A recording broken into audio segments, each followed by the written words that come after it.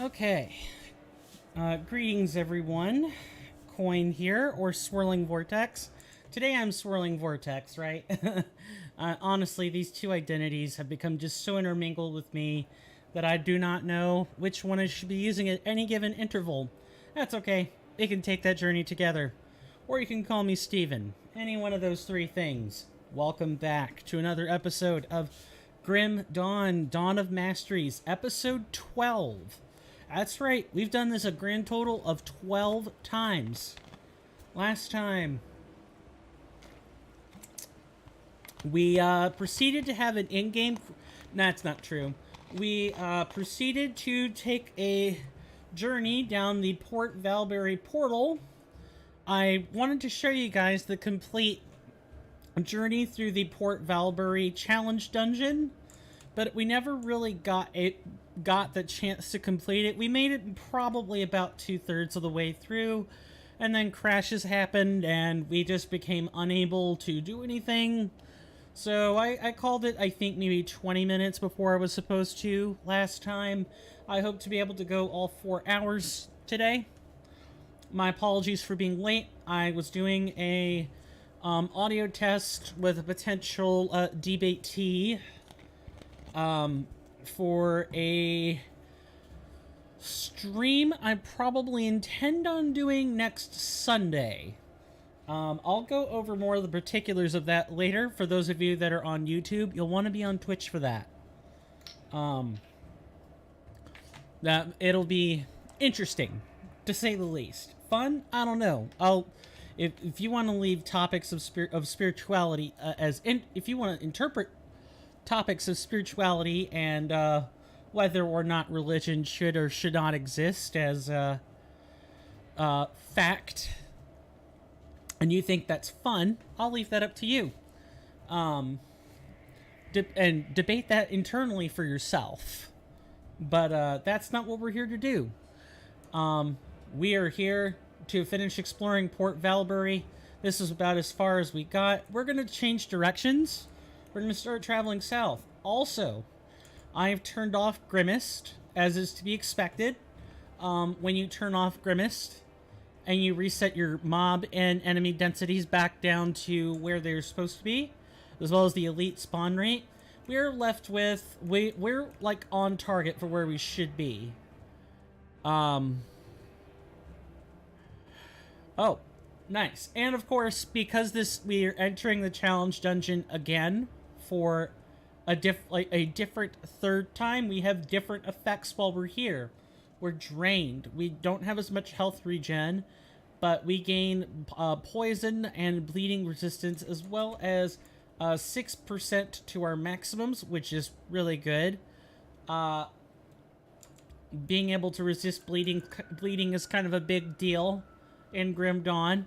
And additionally, we might not have as much defensive ability, but boy howdy, 100% elemental damage, total damage modified by 8%, and 100% additional burn, frost burn, and electrocute damage is immense. It is sincere.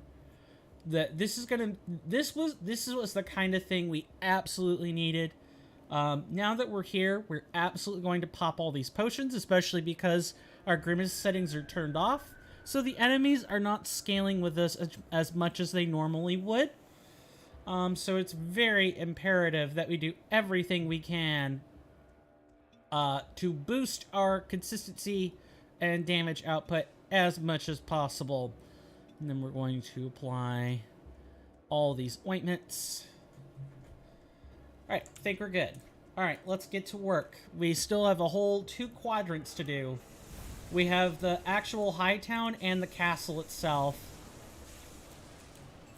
How's everyone doing today? I'm doing alright. We need to go around, I think. Yeah, we need to go around. We want to head down south. And I suppose one thing I'll show you with Grimmist turned off is that we're going to be able to shred through things really easily. We already have a bit of text. Notice of Luminary Directive. Okay, we will read that later. as I want to make the most of our flask buffs today. I know, it seems so out of character. I promise you it actually isn't, but it isn't out of character for me to skip things, but you're right in assuming I probably don't like to do that much.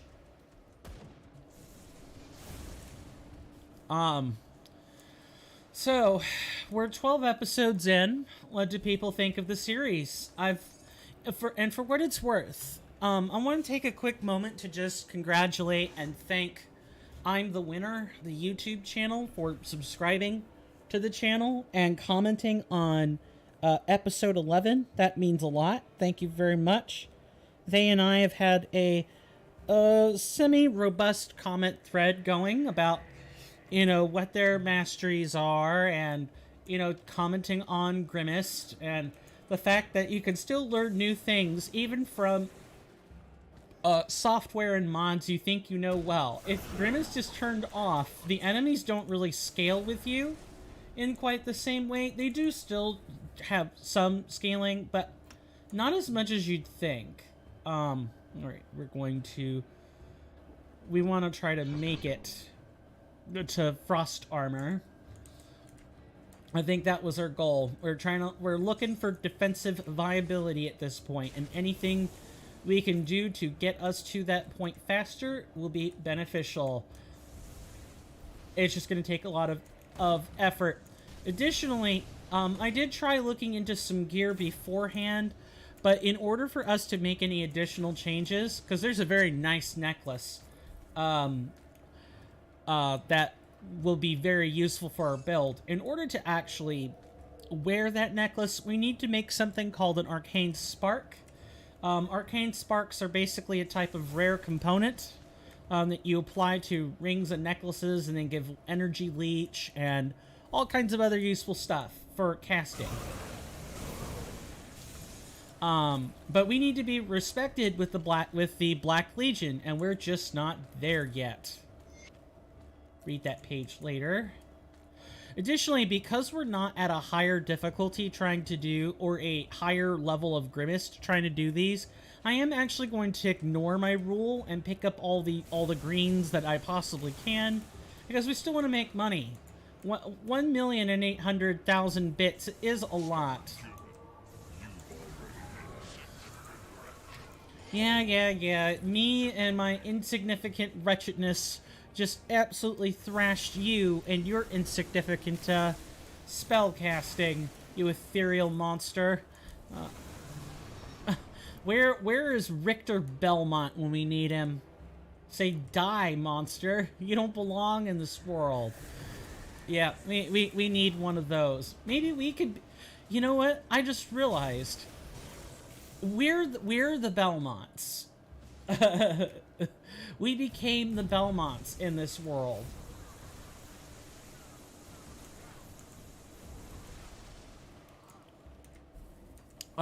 Yeah, we're the vampire hunters. Just replace vampire with ethereal and you pretty much got it. Great, cool, fantastic. Oh, I do so love the world of Grim Dawn. I love the grittiness of it. I love the fact that it takes itself seriously. But at the same time, well, actually, I guess it's just the fact that it takes itself seriously. There's no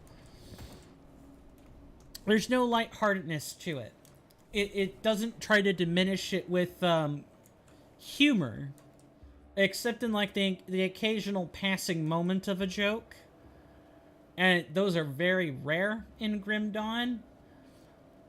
The only joke would be about the grisly demise of any one particular character, such as, say, Warden Krieg. His demise,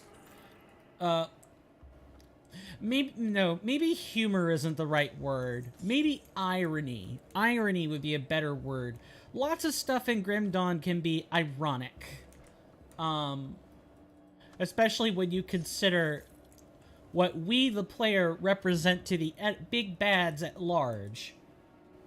We represent their own hubris at its finest. The downfalls of their own hubris. because they were expecting the human empires and humans in general to just crumple and welt up and die and be unable to fight back because you have a literal god and extraplanar beings attempting to take over your world. And whoever is still alive as a human being is possessed. But you come along, a victim of possession yourself, and suddenly, no more. It's as you are the one entity that is perfectly positioned to... That item cannot be sold. Yeah, unfortunately, I would like to be able to sell it, but I guess that ain't happening. Oh.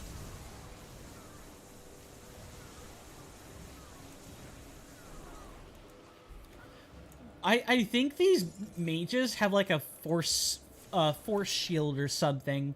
Something that like drains their energy first before they take real damage, but they'll fall soon enough. Or they do fall soon enough. Yeah, I don't know. I guess I don't have that much to talk about today. I guess we I'll find things to talk about, I'm sure. Like what the future of the channel is, or... Okay, I definitely don't want to be doing that.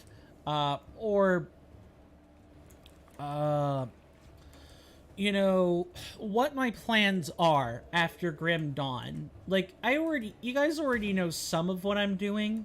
I definitely do intend on, playing through Elix. That's a series I want to get done. 1 and 2, both of them are going to be modded, because both of them are capable of being modded, and already have mod collections, to play through. Okay, I need to figure out how exactly I'm, getting up to the... Maybe I come in through the other side? That seems just as likely, actually. But yeah, Elix, I think, is a interesting series. It's another post-apocalyptic series. Takes place in a different land that's Earth-adjacent, but isn't exactly Earth.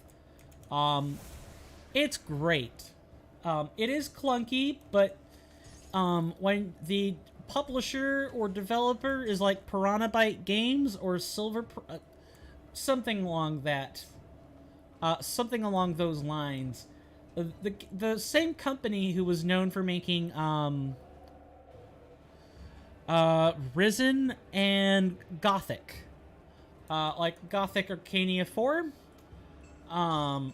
You know that the game is going to be generally clunky and kind of hard to play, and even glitchy to some extent, but it's going to be good, real good fun. Because the Risen series and the Gothic series do not hold your hand. They do not hold your hand. You could totally mess quests up. You could totally have them be unplayable from a certain point. It's just... yeah, the good old days, when you could totally mess up everything you do, the single lack of a good save. Oh, okay, I guess it was kind of... What the heck? Where am I supposed to go? I'm thinking about where I'm supposed to be going right now, and it is not abundantly clear at this exact juncture.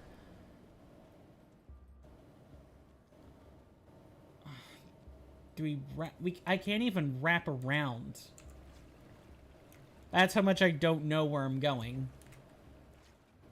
Like I said, you guys are getting a first-time experience for me. I have not fully completed Port Valbury. I've never completed it. This will be...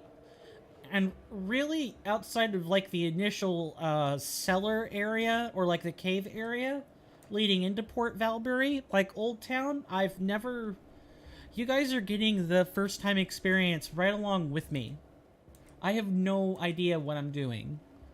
Or relatively no idea.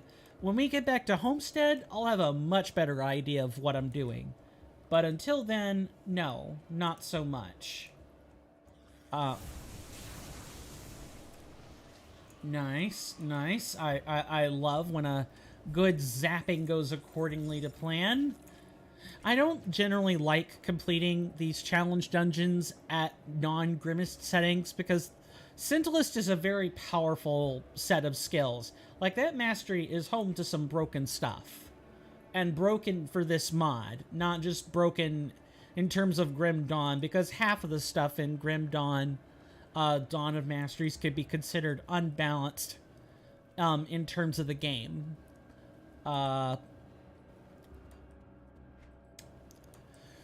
I totally blanked out on where I was trying to go with that. Maybe up the steps here? Yeah, there we go. Up the steps. Up the steps, through the bridge, and right into grandfather's house. I don't know. Something.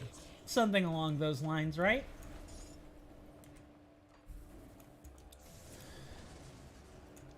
On our build, I would say our build is coming together. For those who don't know, we're mainly a Scintillist. All of our skills are there. We have four. No, five. I had it right the first time. 5 native skills. Electrocute, teleport. No, I guess technically it's 4 skills, isn't it? Yeah, it's 4 skills. We have electrocute, teleport, storm crystal, and magma tempest. Those are our 4 Scintillist skills. Then, in terms of elementalist stuff, we mainly have ice bomb. That's our only one. Aether fire or dread fire comes from an item, and favor comes from an item. They come from where is it? Yeah, OA's shirt and oh god. And which ring was it? Lesser Killen's favor.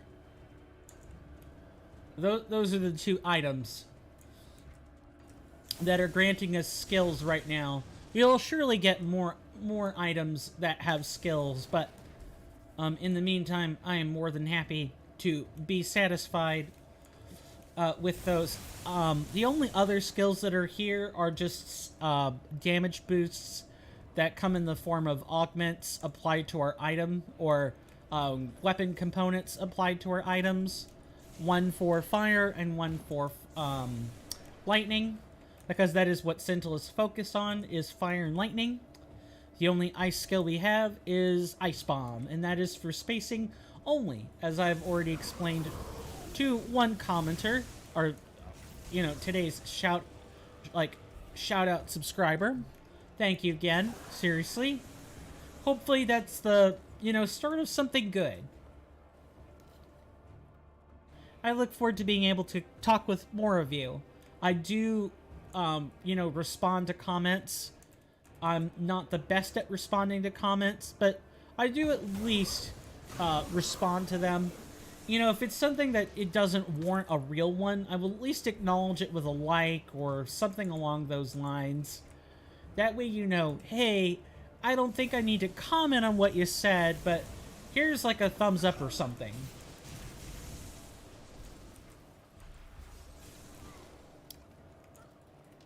I overheard that.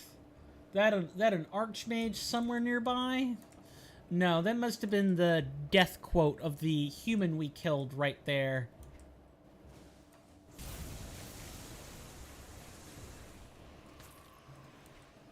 Okay, that's... Where did we have that piece of paper at? I know we picked up a note. We picked up something.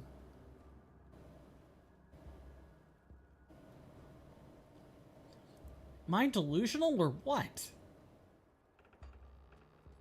I guess I'm delusional. I don't know what to say. If I miss anything, we can always go back and repeat the challenge dungeon again. Or, I could... Oh, that's what I'm thinking of. We hadn't grabbed it yet. Mainly because I wasn't through exploring yet. Although I think we're coming right up to when we're supposed to be done, actually. I feel like we're right at the... I think we're right at the precipice. I don't feel, I think. I do feel... You know what I mean. You guys know what I mean. I'm the person who gets hung up over word choices like that. Shouldn't use Throne of Van Aldrich. You know, now that we don't have any flasks, or, you know, elixirs handy, let's actually take a moment and just kind of read these. Ch'thonic Heresy, page number 1. I believe we have... Yes, we're missing the 3rd page. Fear, my brothers, fear ye the Chthonian, for it is the harbinger of our sins. Speak not the name of its master, for it is the manifestation of malevolence and vile intent. Abhor the heretic, for his words are poison to the ears of the faithful. Just as evil must be purged of the soul, so the heretic must be purged of the living. Interesting. Okay. Next one. Wanted poster. Notice the Luminary directive. The Luminary have long suspected that witches are hiding among regular people, even here in Port Valbury. Any individual performing unsanctioned arcane acts or dispersing forbidden knowledge without training and approval of the Gildum Arcanum is rightfully marked as a heretic and a witch. Citizens are reminded that all arcane knowledge is dangerous without proper training and is strictly controlled for your safety by imperial decree. Diligent citizens are encouraged to report suspicious activity to the offices of Van Aldrich, High Advisor to the Mayor of Port Valbury. Anyone suspected of witchcraft or harboring a witch will be detained at the local jail and then transported to Malmouth for formal inquiry and trial. Individuals found guilty of the aforementioned crimes will be burnt at the stake, as decreed by the Imperial High Court. Responsible citizens who perform their duty in the interest of public safety by reporting these malicious acts will be justly compensated with Imperial coin by order of High Advisor Van Aldrich. A change of plans. I regret to report that our initial efforts in subduing the ruling vessel of Port Valbury have proven unsuccessful. Contrary to previous expectations, this mortal does not exhibit many of the usual vices and mental flaws that allow us to usurp the mind and assume control. I believe his light-hearted and jovial demeanor to mean he didn't care about the city, but was only interested in the lavish parties and extravagant lifestyle. This would have been an excellent weakness to exploit, but his outward persona is a mask that masterfully concealed a very sharp mind. Evidently, this is part of his political strategy, and has led many an adversary to underestimate him. Although my efforts have proven futile, they were not entirely without success, for I found my way into the mind of the mayor's trusted advisor, who they call Van Aldrich. He is a petty and scheming man, who already harbored desires for the vaunted position we sought in Port Valbury. With a few suggestions I had entered his mind. He belongs to us now. This vessel has many valuable connections within the city, which I had used to orchestrate assassination attempts upon the mayor. Although those proved unsuccessful, they have caused the mayor to become increasingly paranoid and fearful for his well-being. As a direct approach seems to be out of the question, I've begun stirring the locals in the interest of destabilizing the region. To facilitate matters, I have used my position to subtly push the mayor's decisions in the direction that suits us, so that the growing dissent goes unnoticed until it is far too late. While this is contrary to our usual methods, I am confident that Port Valbury will be ready for the imminent, glorious dawn, and no adjustments will be necessary to our established timeline. Van Aldrich, High Advisor of Port Valbury. Well, well, well. Aether Barrier. Yep, here we are. Let's drink some stuff.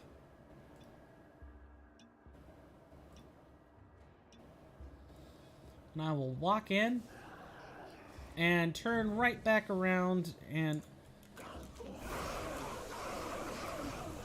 just going to kind of go.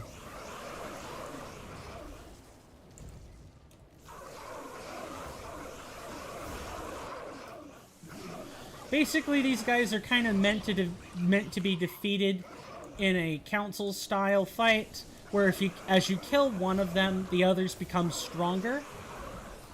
But we have a build that is designed to take out multiple groups of people at a single, within a single blast, and so we can kind of chain and evenly DPS most of the councilmen. So anything that takes effect based on health works just fine. Anything that doesn't work is a problem. Okay, I was about to say, why are we having issues all of a sudden trying to enter a simple door? Now, we could enter the door, but I'm more interested in what lies in here. A consensus overruled. I must express my disappointment in the consensus to redirect the vessel Theoden Marcel to the strategically insignificant region of Homestead.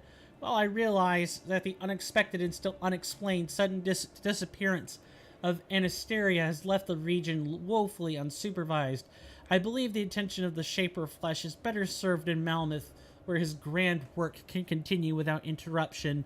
I understand that splintering the Black Legion's attention between Fort Icon and the farmlands will be instrumental to their final destruction, but surely such an indelicate matter as the extermination of vermin can be taken upon by a vessel of lesser importance. I anticipate your reply in this matter in due haste, so that a new consensus can be achieved without delay, and the Shaper Flesh return to Malmouth.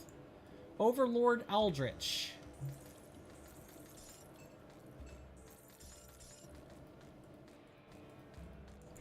Well, well, well. So we have learned a lot. But apparently, even the ambitions of Aldrich were not enough. Like, they're still playing an effect. They have an effect on, how do I word this? They have an effect on the ethereal that is possessing Van Aldrich. Now, I'm curious as to what's behind this door. Yeah, here we are, his private quarters.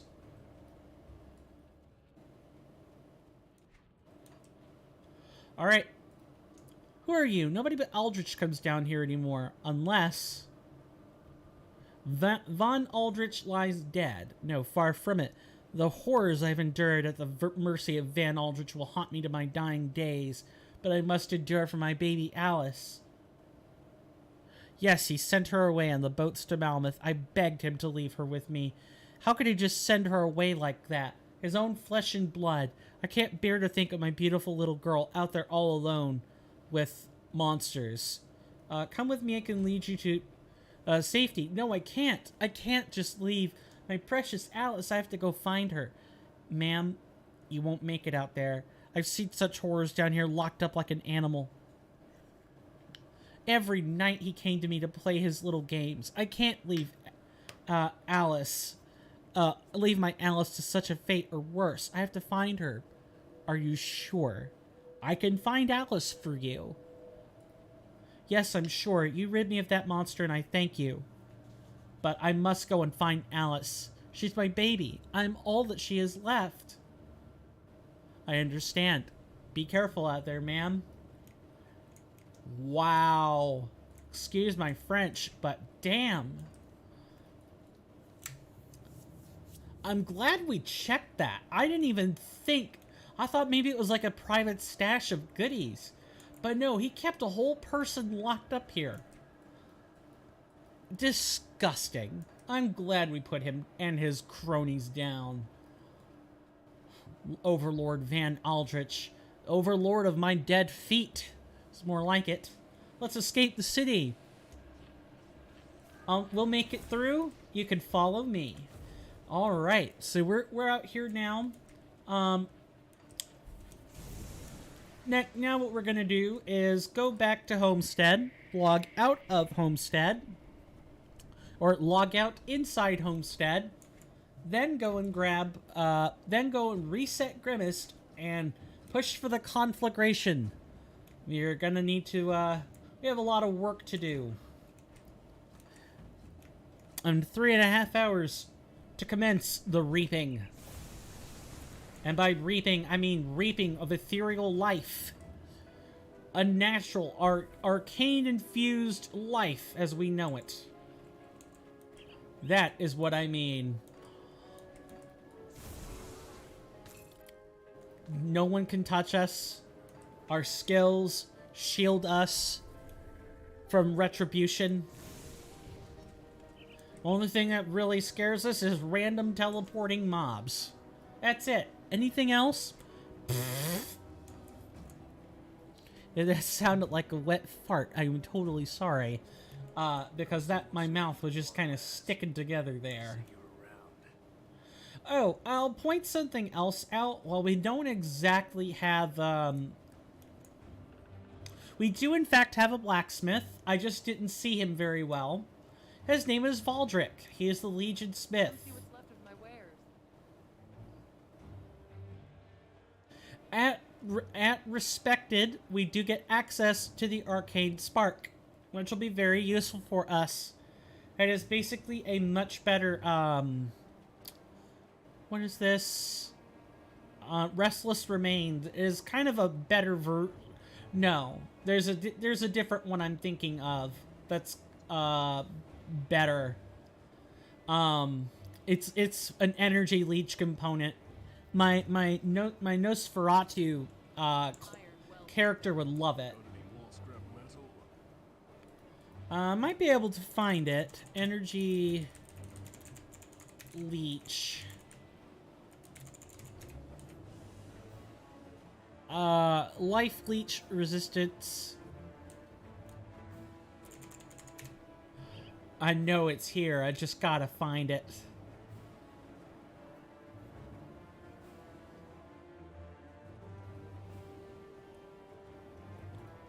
Is it a prismatic diamond? I don't think so.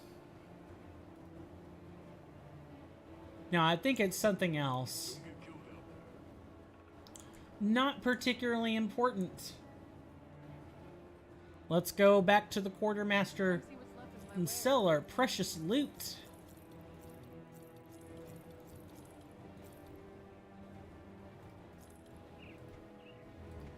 Oh, we gotta put things in the right pocket. That's kind of important, huh?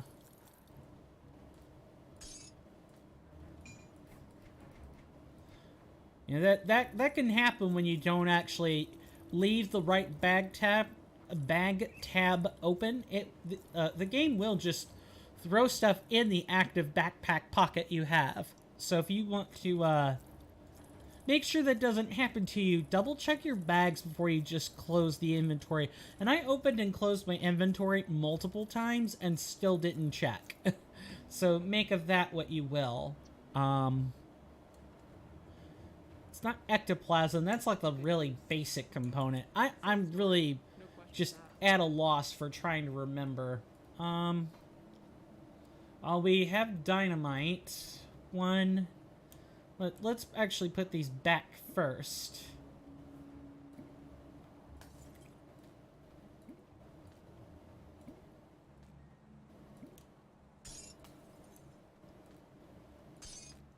Yeah, we don't need to carry these keys or that dynamite with us.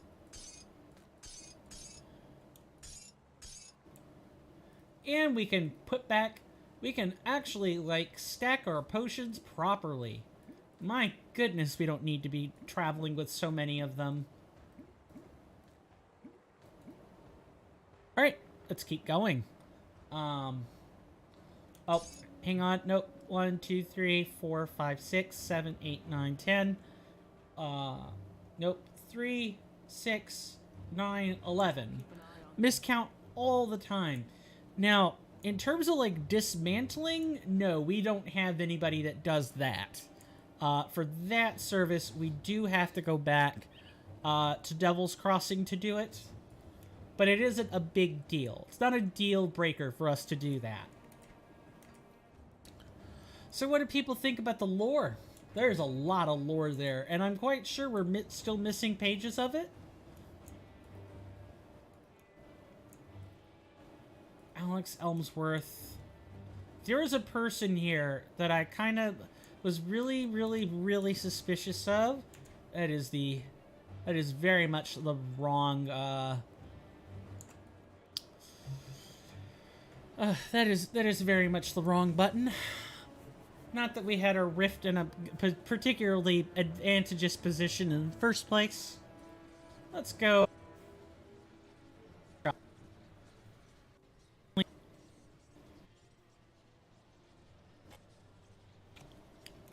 Dismantle. Let's take a look, shall we? Darlene Darlette. Excuse. I bit my tongue. Darlette. I don't expect much. Maybe a token or two. You really gotta, like, pile on the tokens, or, like, the amount of epics you'd like to grind in order to actually get a token. Is it the spark? No, it's not that.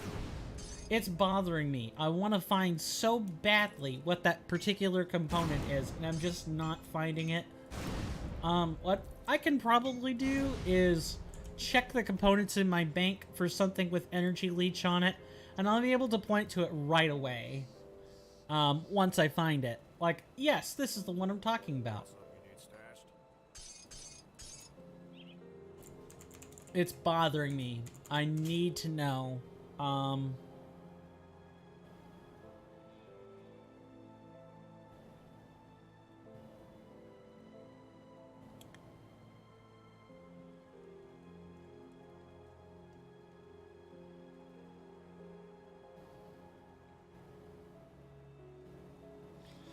So what I'm thinking is that it is either a soul shard or a perfect skull. Because the Vex runes, only have energy leech, whereas the arcane spark, has more to it than that. Star Fury Emerald is what we were trying to build. Yeah, we don't even have the recipe to look at. We don't have the recipe. That's okay. That is perfectly fine. We'll have plenty of time to grind that up. Because honestly, our jewelry and our transcendent relic are the last things we need to replace. In order for our set to be entirely comprised of legendaries.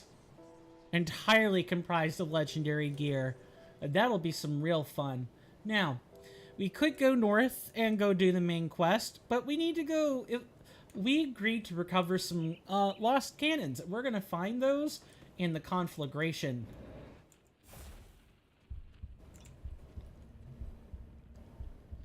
As you can see,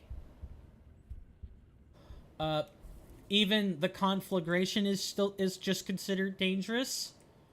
We're gonna have a little bit of help here with the Aether resistance, but not much outside of that.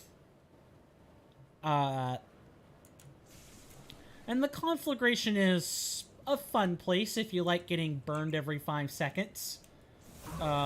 Like getting drained with Aether every 5 seconds is what I should say.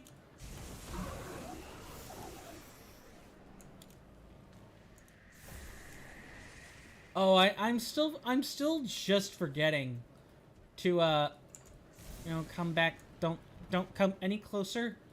I said we were going to log out and reset. I don't know why I didn't do that. All right, Nyborg, come on out. Hey, do we have any of that? Increase the hero rate twice and increase the density twice. No problem, man. And for those claiming, oh, copyright, relax. That was barely on for even a second, even 2 seconds. One for him coming in and one for him, saying no problem.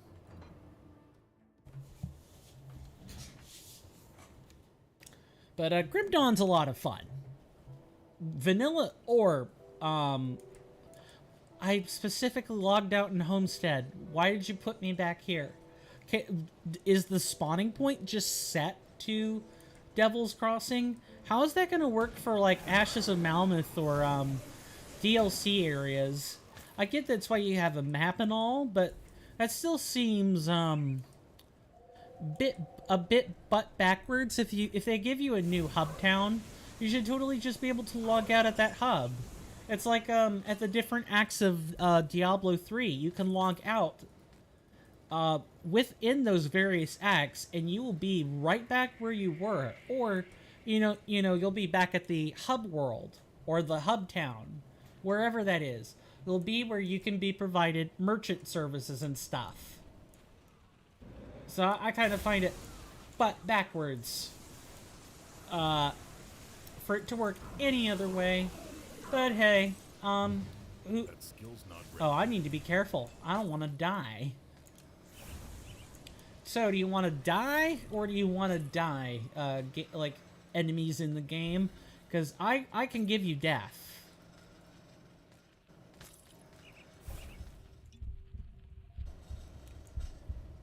I like how it just consumed the potion effects almost immediately.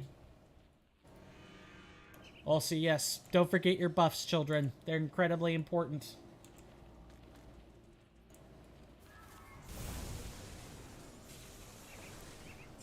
The heck? I guess I had a dot on me. I'm glad I checked. That's the game for you. You could totally get eaten up by not forgetting to, or by forgetting to check. Or, by letting yourself get surrounded. That totally happens. Grim Dawn is a game that rewards you for your patience, your persistence, your attention to detail, your ability to plan. It rewards all that. When you don't plan, you don't pay attention to details, and you just kind of like click through dialogue to skip it, you can suffer for it. You have the potential to suffer for it, at least. I won't say you'll suffer outright. A lot of the decisions are really just, do you get a merchant or don't you? Do you get access to faction stuff or don't you?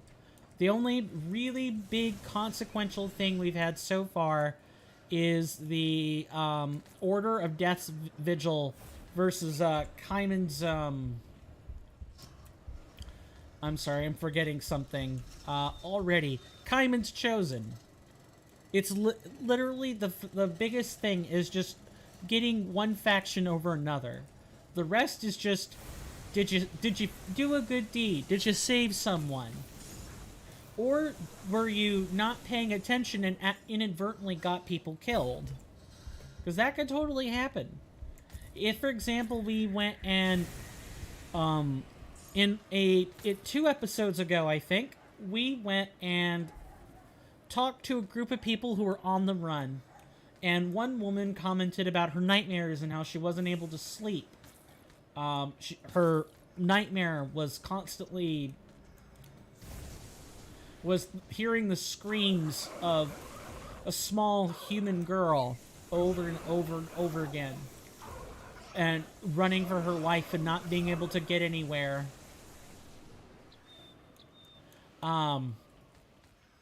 Well, we find that little girl inside a dead crypt. Or inside of an old, abandoned crypt, excuse me. And, through some clever manipulation of dialogue, you can figure out pretty quick that that little girl is actually a demon.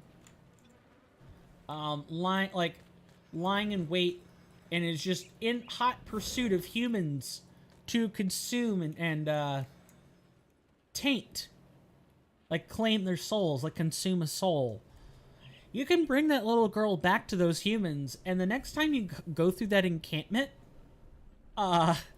they're gone. They die. And all you're left with is a burning camp and some underlying guilt for not having seen the signs. Not every human child is there because someone's mommy... Oh, God.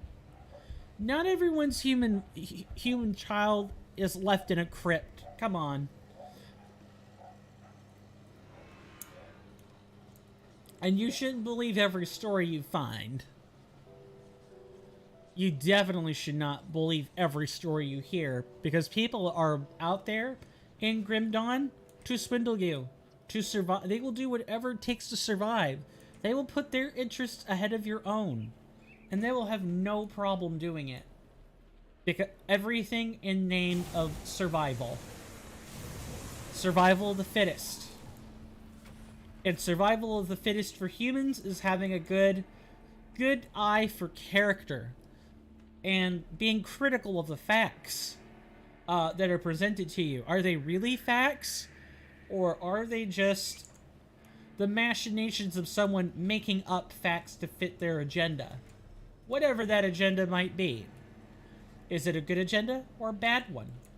Does it matter that they manipulated people in order to accomplish something good? If so, if that matters to you... Jesus. We're literally dying. I still have to go back and claim the grave. Ridiculous. Yeah, the conflagration's not a fun place to try to travel through.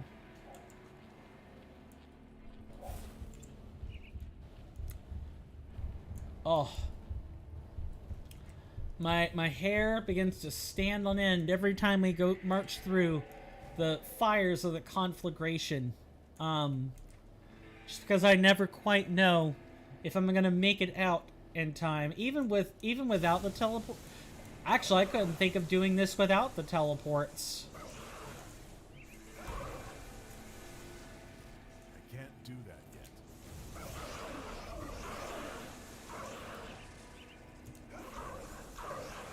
That's right, Van Aldrich. Take your BS somewhere else. Thank you for your loving contribution to our coffers. Now let's go collect that loot. We're still a business. And we need every drop of iron bits we can get. We need every bit of scrap metal we can find. Because that'll help us create more gear. Buy more things to break down for gear. All kinds of neat stuff.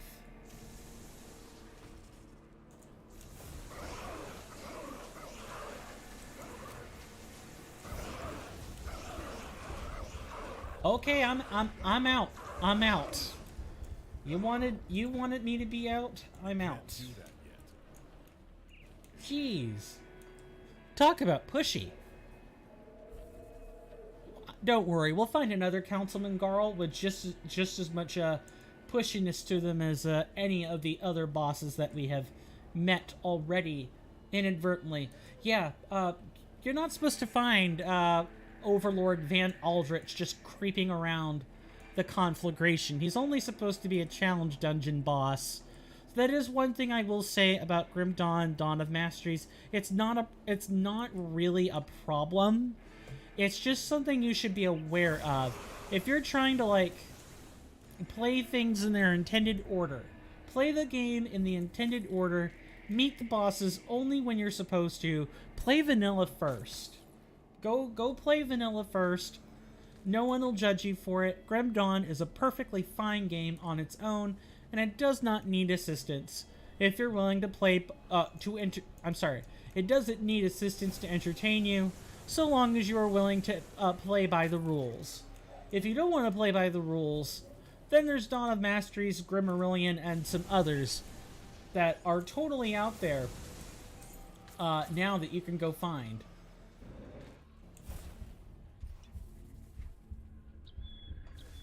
Every time, man. Every time.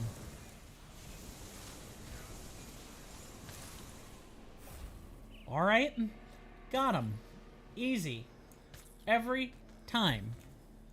Just like every time. Alright, now I'm starting to fall into the millennial tropes of saying the same stuff over and over again. So I'll stop doing that now. Do my best not to do it anyway.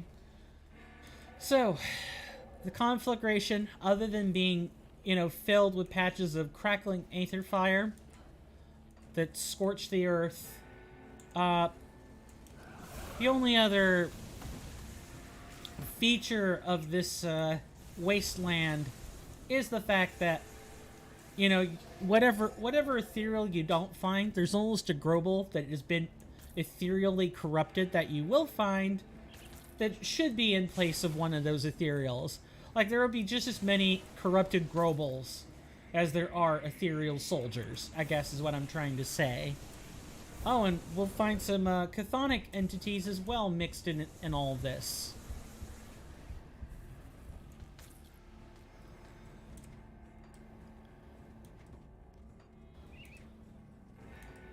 Yeah, you'll find the occasional chthonic here, but where we're actually going to find most of the chthonic entities is up north. When we get ready to travel north of Homestead, that's where some real, where more real fun can occur.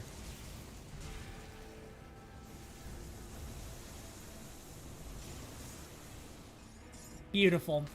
I love when a good setup comes to pass. And of course, I'll do my best to explore every nook and cranny in the meantime, as the more places we explore, the bigger the potential there is that we're going to find a devotion shrine, or, you know, some side quest that gives us an attribute point, or something along those lines. Plus, there's always the potential of finding unique epic items. And, you know, tons of components and resources. Like, there are very, very good, captivating reasons to explore the ruined world of Cairn. There absolutely is. You just have to go find them.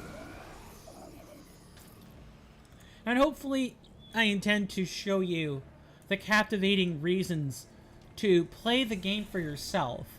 It's a good game. And I do my best to take the lore and plot very seriously. We can definitely be one of those channels that just plays the game and doesn't care about lore whatsoever. But I think that would do games like Grim Dawn an incredible injustice, because they're not built with the end game in mind. Like, yeah, there is some end game there, but it's built for the whole game.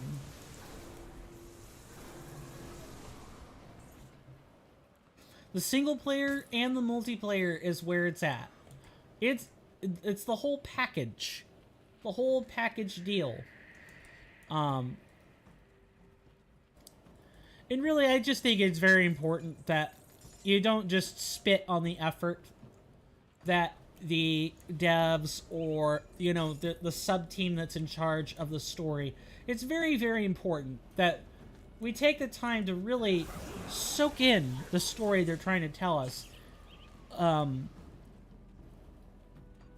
Because it is an RPG.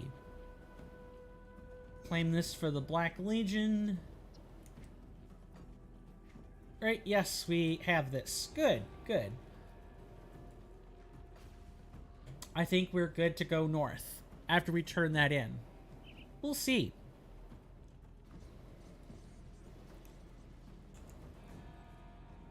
Alright, good sir. Weapon Master Borov, excuse me. You're still in one piece. Suppose that means you didn't try to enter the conflagration. Wise choice. Actually, I did go out there. Cannons are secure. Well, I'll be damned. You got more guts than brains, but you won't find me complaining when those cannons are back in our hands. I'll have some men sent out there to haul them back immediately. You have done the Legion a huge service. Thank you. Yup. Black Legion is good. One final salute. Yep, we still have to talk to Lysel, but now we're here in the fallow fields. Now we're headed up north. See? Enemy type changed just like that. We now have Chthonians.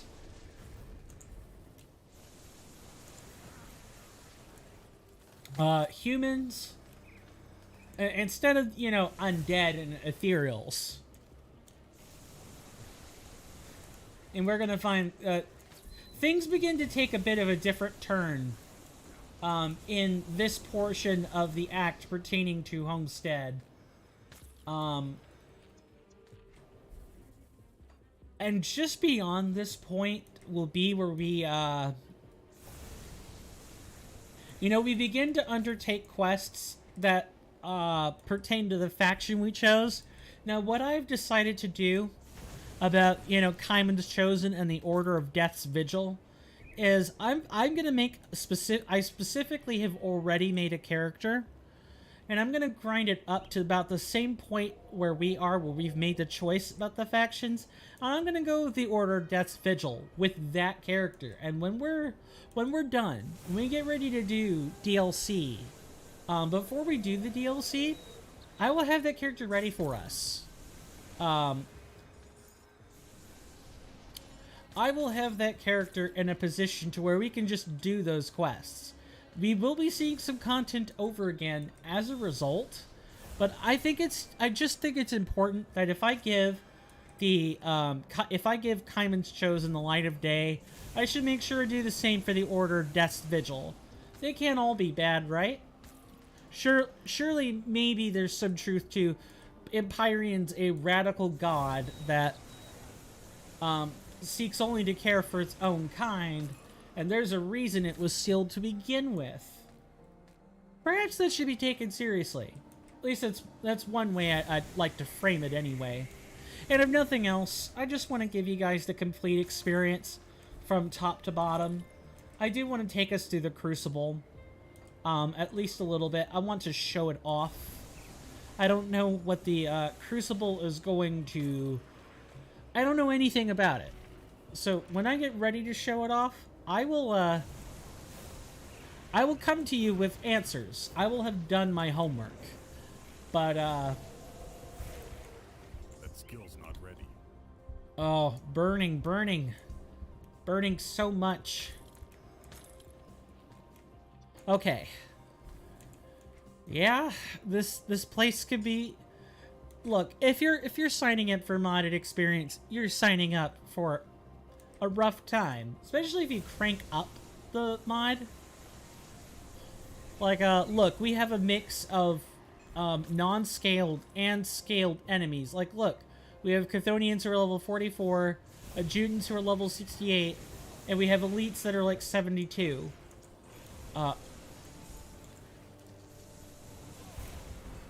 And we're dead. We're very dead. Or just so dead. Why am I back at Devil's Crossing? Stop that game. Whatever. We are level 68, so that does open up some more gear options for us. But I'm still not ready to do that on stream. I might do that toward the last 30 minutes or so. Or, you know, if the game crashes, then I guess I'll do it then. But, the idea is going to be, you know, we've spent a whole episode doing unrelated stuff to the main quest. Let's go handle the main quest now. It's pretty much the plan for today.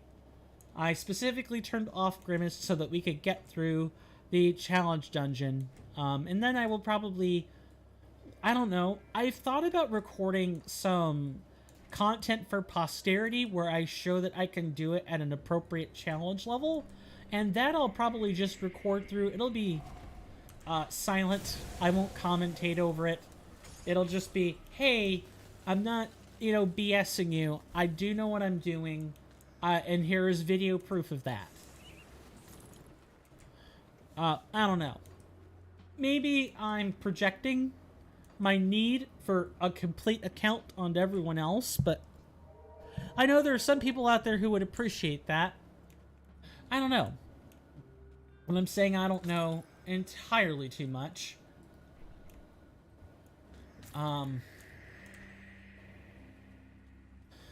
So we have a choice. I believe we can go across the bridge and experience some side stuff, or we could continue going along the fallow fields this week. Let's head across the bridge. The fallow fields and like all these areas up north kind of have a windy nature to them, and it fans out after the bridge. There's lots of stuff off to the side that we could go do if we know where to look. Okay, popping a potion.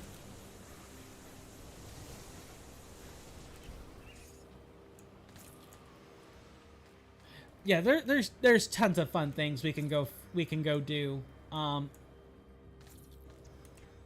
can also find a character's notes. So this is Avalyn's notes. Avalyn, I believe, is a person who ended up being absorbed by the cult of Chthon. Let's read it. I know we're kind of going out of order, but I want to show it off. Life among the Bloodsworn has required some changes to our little family, mainly that we can only see the children after the day's rituals and chores are finished, which usually last late into the evening. Some days I don't see them at all until they're already asleep. My husband is having a difficult time with the prayers. He calls them blasphemous filth, but I remind him that we are doing this for our family's survival. Myself, I cannot help but question the gods who have given us nothing except poverty, but here, under the protection of Chthon, we are safe and fed. The Bloodsworn have given us everything they promised and more. All they ask us in return is our devotion and a little bit of blood. So I can't help myself when I chant a little louder each morning as I sing my praises to Chthon. The cuts from the ritual knife serve as a gentle reminder that we're still alive and not rotting out there in the wilderness. It feels good. By Chthon, it feels good. Oh no! It's part of a 3-page series, if my memory serves me correct, and you learn about. It sheds some insight into how people can get mixed up in these evil cults. It sounds so easy to say, "Oh well, I would never do this." Would you? Would you never? Would you die for it? Would you be willing to prove that by not existing anymore? If you were tested in that way, would you? Or would you say, well, maybe I can, if I just survive long enough, I can get out. I'm just using them. But then it turns out that you were the party that was used later as the events come to pass. Those are very good questions. Those are very appropriate questions to ask.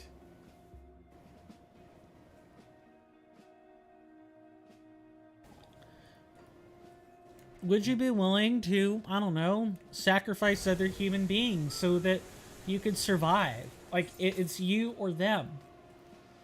Is this like a Boethia situation where you must do it or you will die? Or is it more like, well, they might hound you for your blood later if you don't, but you might be able to survive. This kind of reminds me of the cult of Boethia, actually, in a way. It's not that Boethia is actively seeking blood. Boethia is just looking to remind those who are seated in power that if you don't pay attention, some little up-and-coming ragamuffin can come along and kill you. And teaches you that your strength can be overcome at any time by someone whose convictions and whose self-worth are more tangible and more noticeable than your own. Whereas I would say Boethia's counterpart, Moloch Ball, teaches that weakness is not a virtue. Being meek on its own does nothing. Meekness for its own sake will just get you used. Discarded when you're no longer needed, when you're not relevant or useful. You have to develop your own strength. So, I don't know. I guess I like Elder Scrolls lore. What can I say? But we're not here for Elder Scrolls. We're here for Grim Dawn, gosh darn it. And welcome to Sorrow's Bastion. This half of Sorrow's Bastion is friendly to us. Here are Kaiman's chosen. The people we have chosen to help the Black Legion out in whatever capacity that they can. And we're going to head inside now. I'm going to give a little bit of a tour. Welcome to Kaiman's Sanctuary. We have a couple bits of text we can read. We can go talk to Brother Lecter. My mace first thirsts for heathen skulls. Have you not seen any of the foul order of Death's Vigil out there? What do you have against the order? Their blatant disregard for death disgusts me. They toy with the domain of the gods, thinking themselves above the divine plan. I will see the world rid of their kind so that good men and women may inherit her fertile lands. Is there a misunderstanding? There is no misunderstanding. The necromancers are no better than the ethereals and Chthonians threatening to wipe us out. They would see us burn in damnation. Time will tell on who is right, Brother Lecter. I hope it is us. But you never know. There could be good people mixed up in there. Just like I mentioned about Avalon. Avalon was a person from a town who had a family, a husband and a daughter, I'm fairly sure, if my memory serves. And it was either join the cult of Chthon so that her and her family could live, or starve. Starve and die out there. So far, it sounds like a compelling choice. You know, choose life, right? Well, as we continue to trail along Avalon's story, I think we're going to find there may be a very compelling reason to just accept death in the world of Cairn. But if you accept death, know that you could come back to life unwittingly as an ethereal servant at any time. And not life, but rather a form of unlife.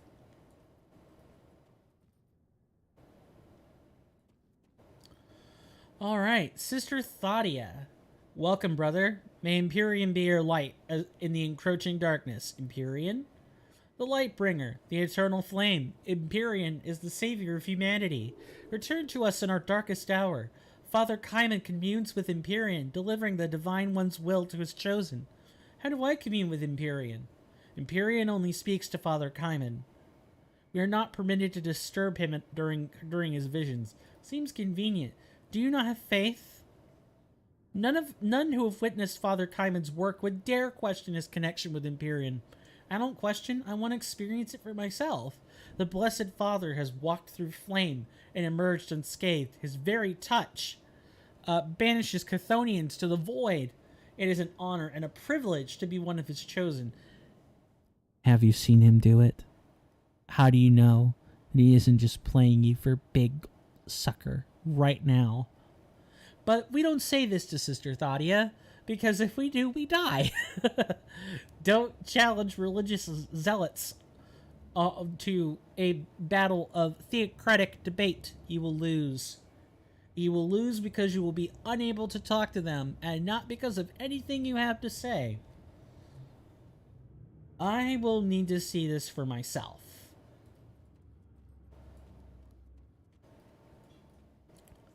Then we have Master of Arms, which is the vendor for the order, Kaiman's Chosen.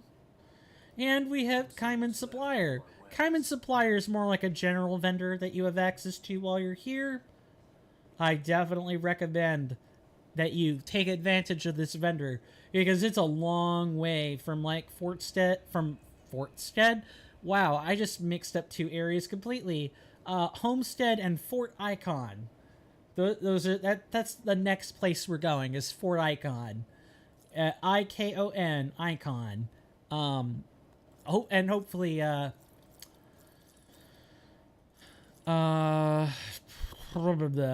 hopefully the Captain Somer won't correct my pronunciation. I would be upset with her internally and cry if I did. Or just selling her stuff while we're here. Definitely take advantage of the vendor. Whichever faction you've chosen, take advantage. They're here for you. I sold a blue and didn't want to.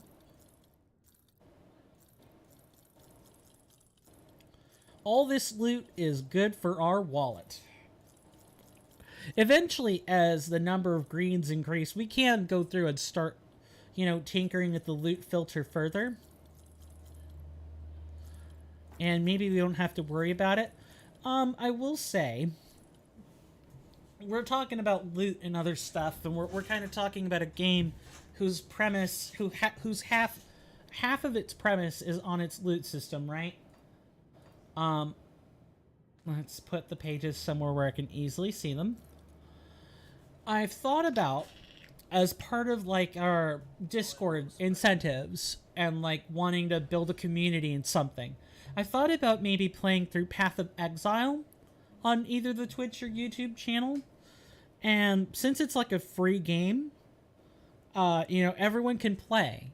Everyone can play, and assuming there's any level of multiplayer activity at all on Path of Exile, we might be able to, I don't know, cultivate a community or something. Again, I kind of don't know how far I want to take it, or if that's something I even want to do, but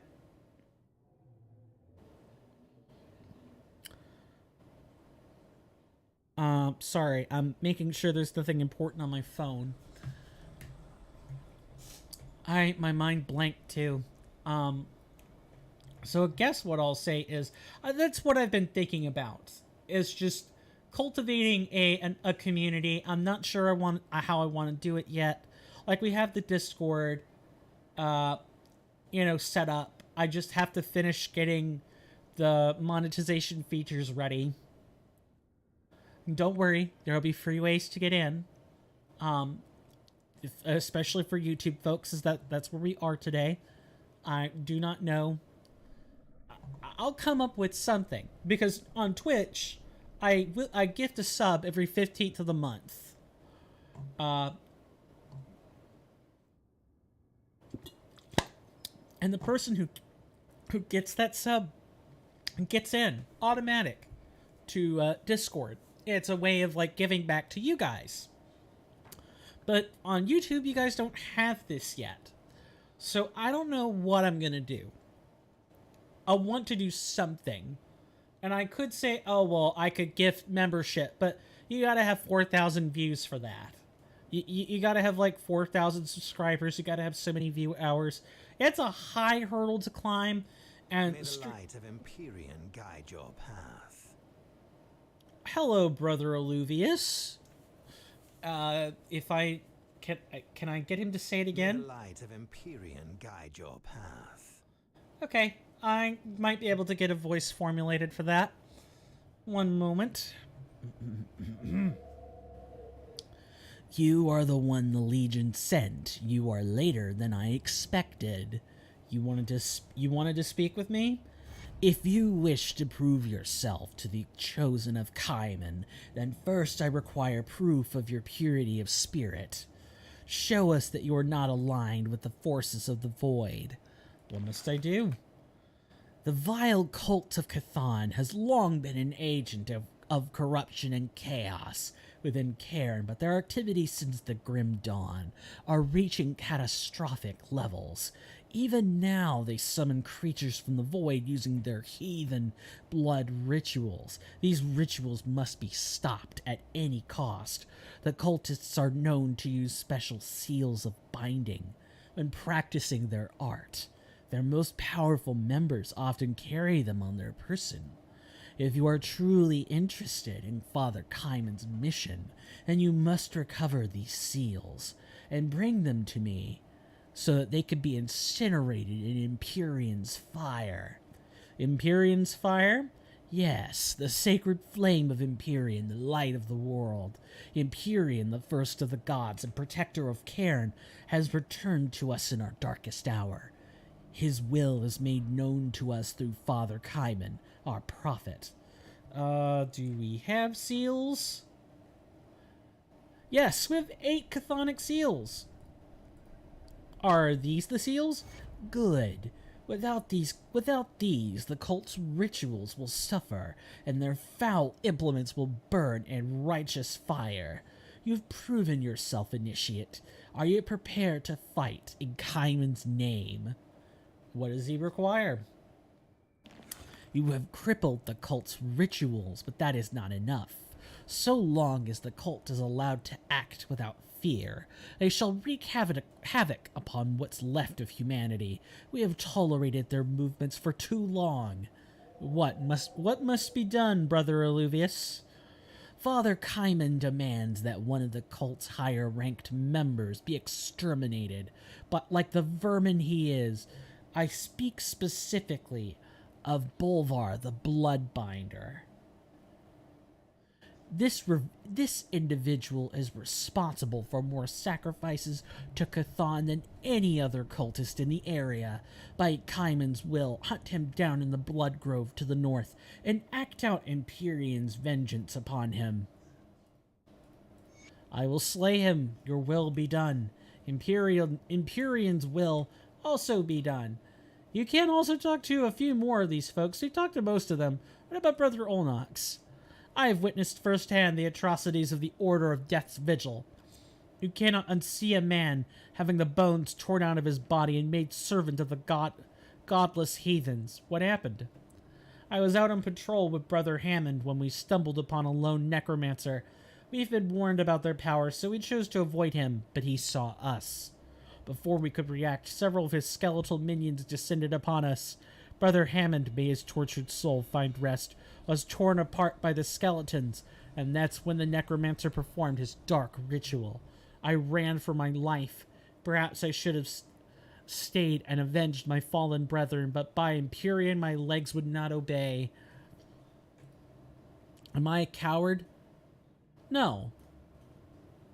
If the necromancer's minions had their way, you might have just become another servant of the undead.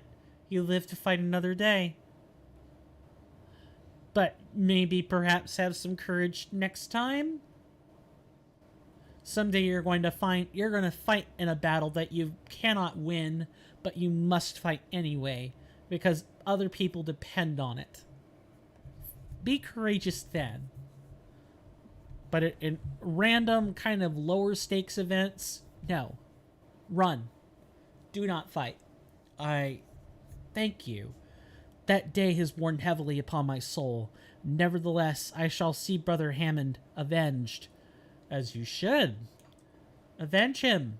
For necromancer descended upon them and practiced their foul necromantic art.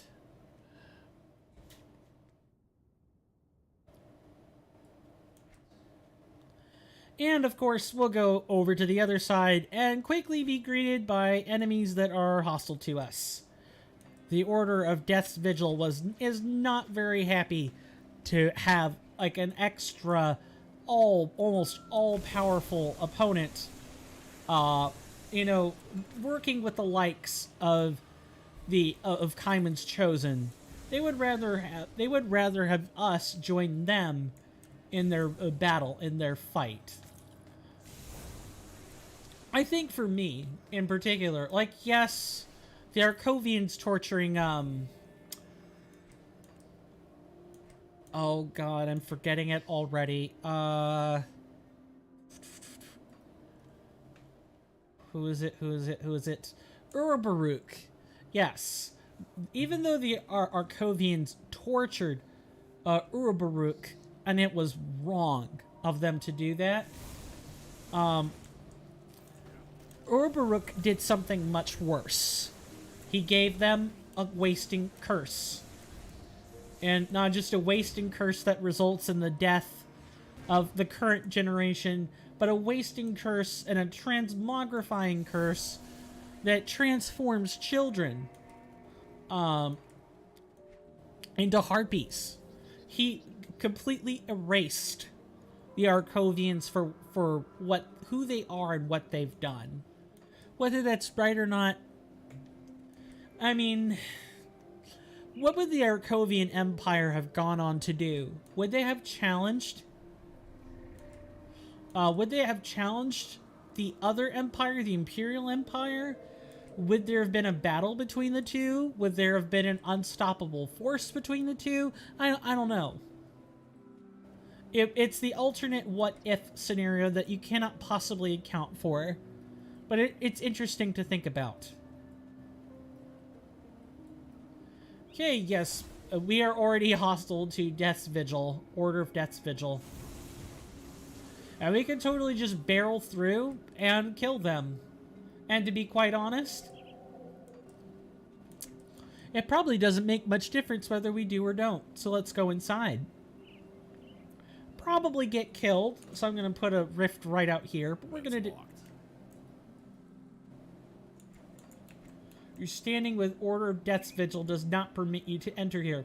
Also, now let's take a moment to read the pledge. When the world ended, I did not know how I would survive. It was only by the grace of Kaiman that they found me. Buried in the mud and rubble of my house, it was Father Kaiman who knew where to find me. It was his hands that pulled me free of certain death. Now that I am here, I pledge to do everything I can to fight this evil and to serve the cause that gave me a second chance. It is by the will of Kaiman that I now carry his light to the world and save who I can. Praise be to the Blessed Father, Acolyte of the Chosen, Karth Levine, and Beacon of Hope. I have seen firsthand the cleansing power of the flame of Kaiman, and I will never falter in my beliefs. Our forces outnumbered by horrors beyond comprehension. It was then that I first laid eyes upon him. Like a shining beacon in the chaos, Father Kaiman charged into battle. He was as a flaming wind, scorching a forest left to grow wild for too long, cutting down the twisted, reviled roots that seek to strangle this world of light. I knew that day that he would be the one to lead us from this horror. It is his righteousness that burns through the darkness of this world and banishes the evil. I will not fail him. Blade Maiden Sendra Ambry. I hope your faith is well placed.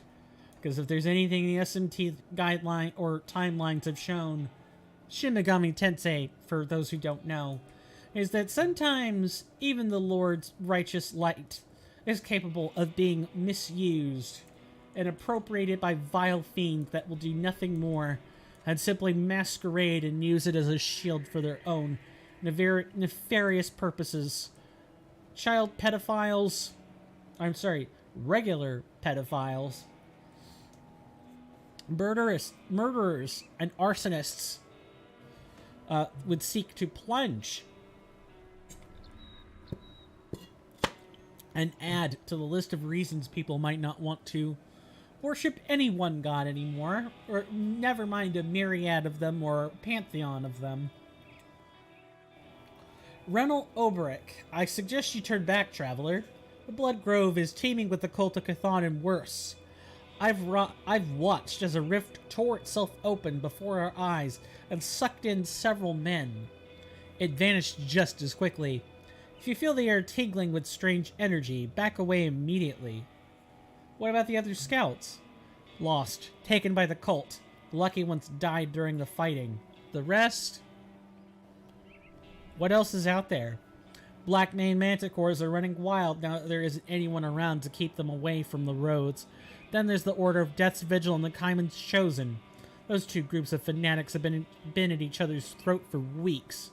I hope you weren't planning on heading north to Fort Icon. Darkvale has been completely overrun by the Bloodsworn.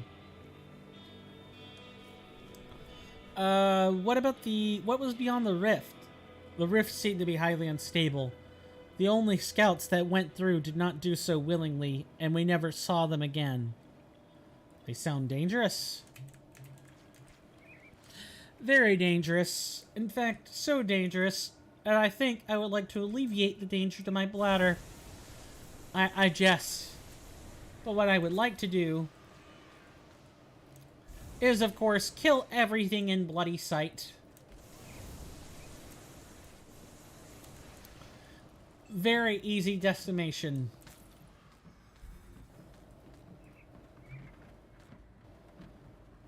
And then, I would like to get back. I would like to get so far back that I'm going to go stand and protect Renal Oberic. Hopefully he doesn't need my protection. You stand right here on this bridge. I'm going to take a break. I need to get up and stretch. We're going to take a 5 to 8 minute break. Feel free to get up, stretch, get a snack, do something for at least that long, and then I'll be right back to you before you know it. It's currently 2:44 at the time we take this break, so I will see you between 2:49 p.m. and 2:52 p.m. See you guys then.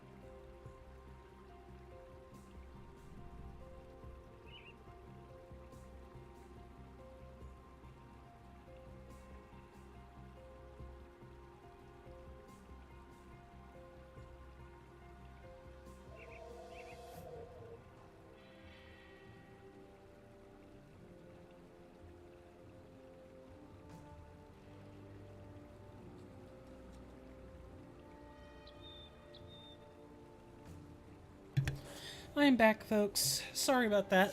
I am at least back on time this time. Hooray! But, well, relatively on time. I would have loved if I could have kept to the 5 minutes, but I ended up getting into a discussion with my old man about a couple of things. So, yeah. At least I was back within 6 minutes.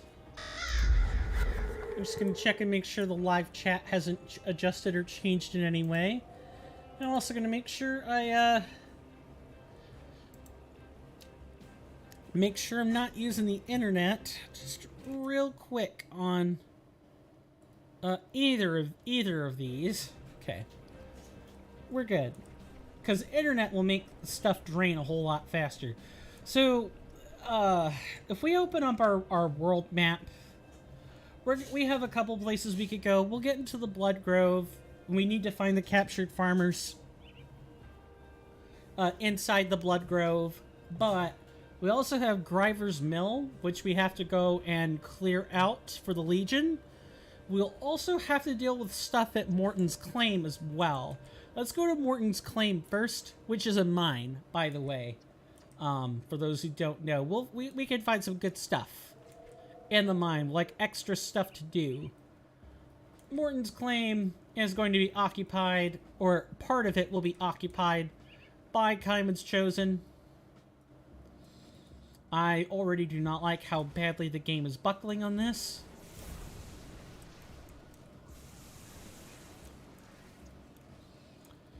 And I would presume the opposite side over by Gryver's Mill will probably have the Order of Death's Vigil. It'll have those folk, and we'll have to fight them.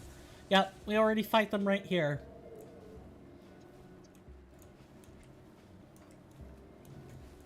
Look, if I had it my way, I would try to make the two get along, knowing full well I'd probably fail.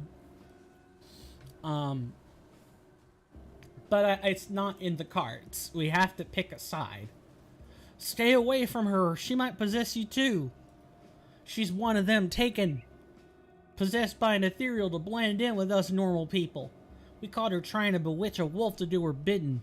She needs to burn. That ought to take care of that vile spirit. The Taken is gonna burn real good.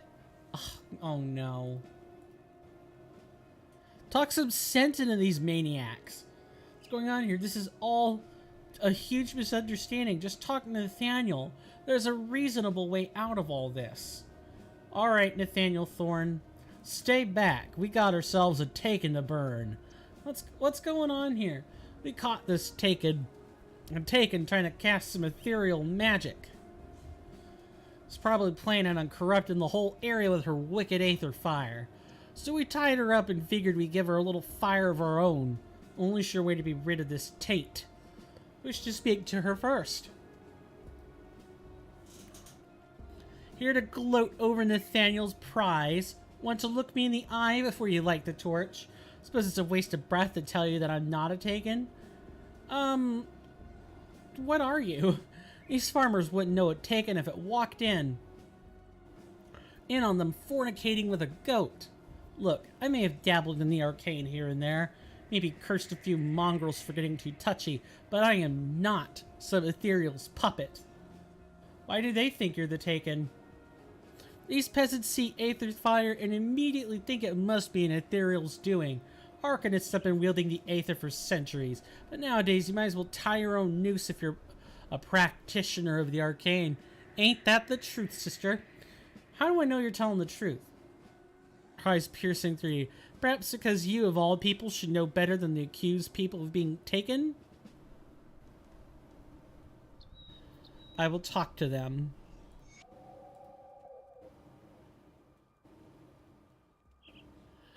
Well, what are you waiting for? The Taken needs to burn.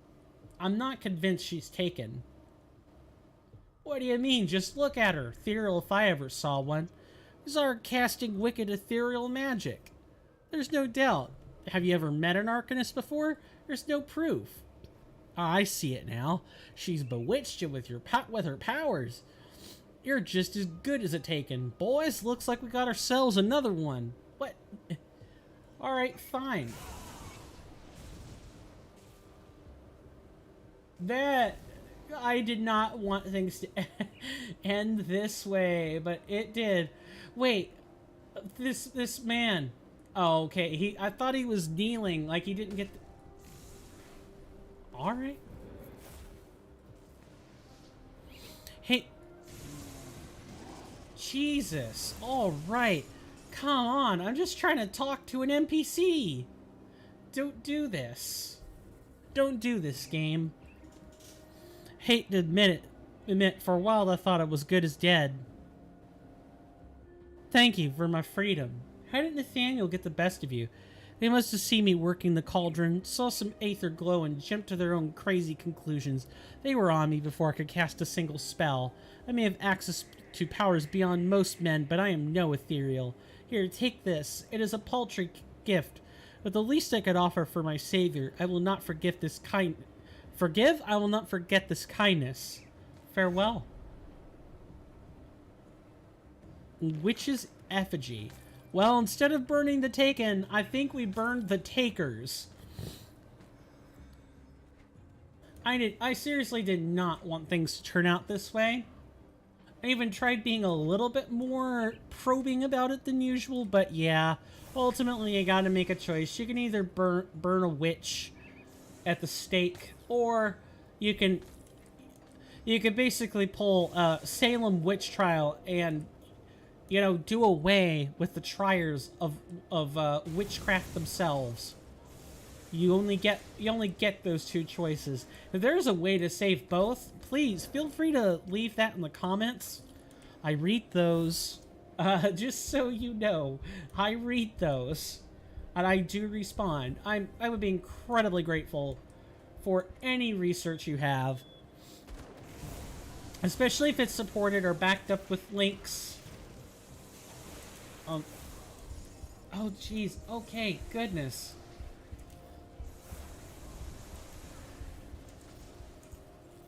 All right, I got it. I got it, Zaria. We respect you. I respect you enough to kill you. Not much more than that. Respect your opponents enough to give them the time of day they deserve. Don't underestimate anyone, or you too can end up at the pointed end of a shiv as it goes in through the front of your throat. Don't underestimate anyone. I can't do that yet. Nice. I do love when a good, well applied setup goes according to plan. Yeah, so now we're kind of just going through the Blood Grove and killing everyone that's there. We have a couple of different approaches we could take to the Blood Grove. I generally like to fan out and, you know, not kill myself.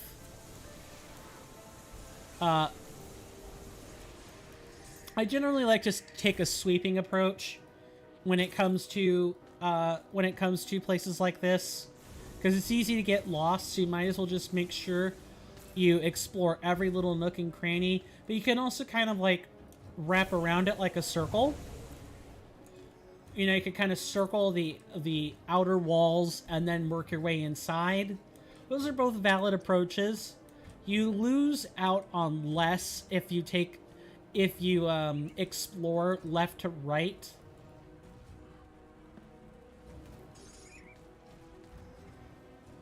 And along the way, you can go find these Black Legion corpses that will contain insignias. We do have to deliver 5 of those to Scoutmaster Lysel, or Lysel.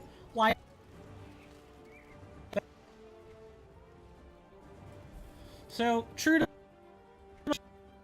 is going in a circle, heading out, which means we're going to be heading a little bit away from our established objectives, because we'll be heading south back toward the Order of Death's Vigil, who may or may not also have encampments. And any chance we have to take pot shots at the Order of Death's Vigil, or I am totally just not braining correctly. Any chance we have to poke at them from beyond the little cracks or arrangements in the forest grove, we should totally do. That'll make our life easier.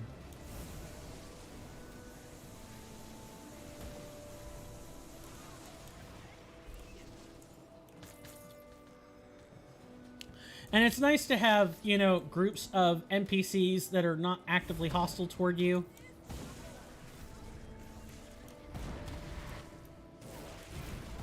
Okay, I think I was silenced there. Because they can help take aggro off you. Having a faction out in these parts is useful.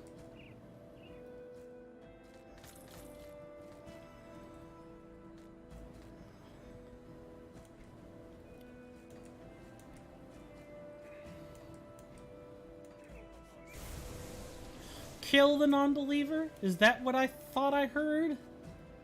Alright, so here are the captured... Now I'd take that back. Those are remains. Let's collect them. There are plenty of places to get the remains as well. You can find them going any which way you please in the Blood Grove. It really is just a matter of survival. You know, making sure that you're not caught from behind by an ambush or something else. There's an encampment for Death's Vigil. An encampment that we have thoroughly racked over. I bet Urbaruk is probably thinking to himself, why did I not just approach the guy first? And I bet, you know, if we had joined the Order of Death's Vigil, that you know, Father Kaiman might be kicking himself just a little bit for not having come over to visit. Just a little. Only a little.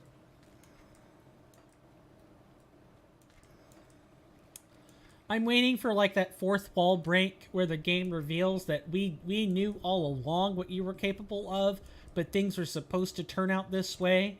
The people that you met that were supposed to die did die. They were set up to die, kind of like the whole Divinity thing, where sometimes in Divinity the game will outright say that things are supposed to happen in the way that they happened, and there's nothing you could have done about it. You might as well just accept what has come to pass. I think you hear this in, like, Divinity 2. You also sometimes hear it in, like, Original Sin, if you pay attention to what's actually being said. Where's a corpse? There's a corpse. Esprit de corps. I don't know where I was going with that. But I do know where we're going with these quests. Toward the Den of Wolves.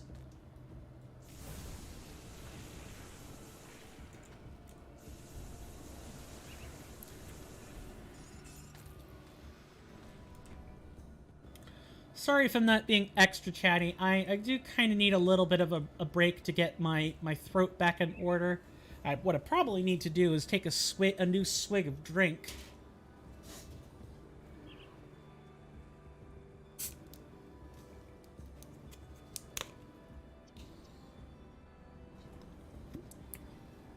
And then, you know, I want to thank everyone for coming by so far, kind of hanging out. I don't know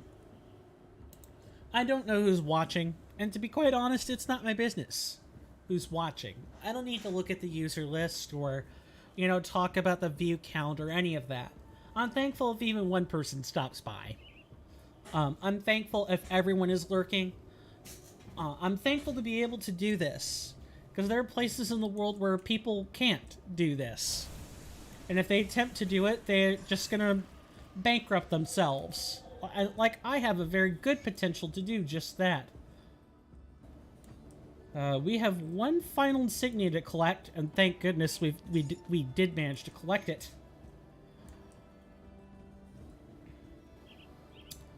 Alright, let's get rid of this gate, go talk to, I can't stand much more of this, so much death. Nettie, please get us out of here. Those cultists are insane. Miss Sandra, I don't know who you are, but I don't much care. You're not a cultist, at least you don't look like one. Please get us out of here. Those bastards have been taking us out of the cage, one at a time.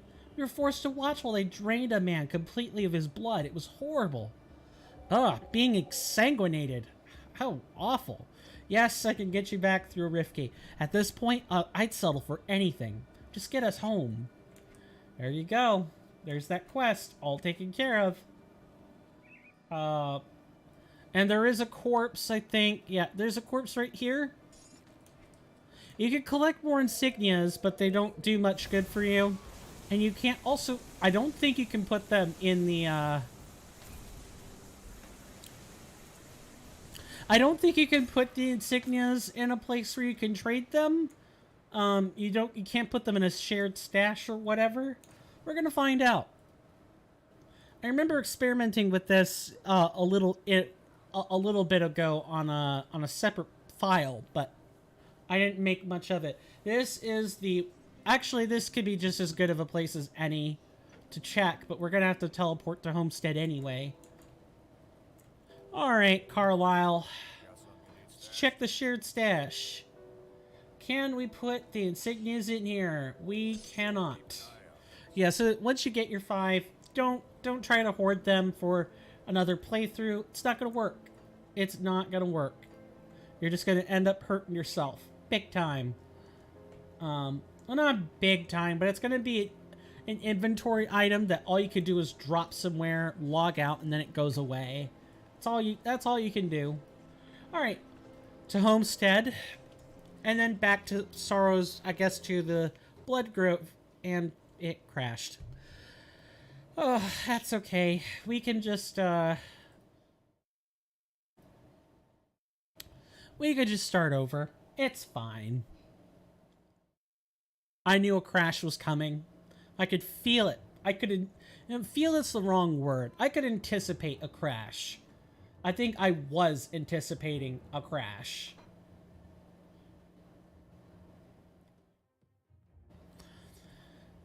Sometimes it happens, folks. When you play games that are modded, they're unstable. They have the potential to be very unstable. Don't get upset at the game, because the game itself is fine. It is the mod that makes it unstable. If you don't want game crashes, then you may want to avoid playing mods. If you don't care, about that or it doesn't bother you, then mod to your heart's content. Any luck recovering those insignias? Never mind, Lysel's a male. Yes, here they are. Thank you. It may seem like a small gesture to you, but you helped honor the Legion's fallen, and we do not forget that. Please take these iron bits as compensation. It is the least we can do in return. You're welcome. We are friendly with the Black Legion, but not much more than that. I am told that Lysandra and a couple others have returned safely from captivity. All thanks to you. We thought they were as good as dead after they disappeared in the Blood Grove. The cult must be stopped. I could not agree more. We've been cut off from Fort Icon long enough. What are our next steps? When the Legion was forced to abandon the capital, we made Fort Icon our new base of operations. It's an old fortress to the far north, once used to protect the trade routes leading through the Asterkarn Mountains. However, when we began marching south, we encountered immediate opposition from both the cult and the Aetherials. Many of our men were killed, pincered between two opposing armies, and we were forced to retreat towards Homestead. The Aetherials now control the area known as the Conflagration, but the cult of Ch'thon has taken residence within the Dark Veil Gate, effectively cutting us off from our forces to the north. With the cult's front lines battered and their sacrifices freed, I believe it is now time to advance on their main position. Karaz, the sigil of Ch'thon, the name has come up several times, including a recent bloody interrogation. We have no idea if he is the head of the entire cult, or if he is merely a pawn in someone else's game, but one thing is for certain. He is at the Dark Veil Gate. I need you to infiltrate the fortress and take out their leader. Lay waste to the cult's followers. Let nothing stop you in reclaiming our bastion. It will be done. Now, do any of you men have something to say about this? Nope. What can I do for you?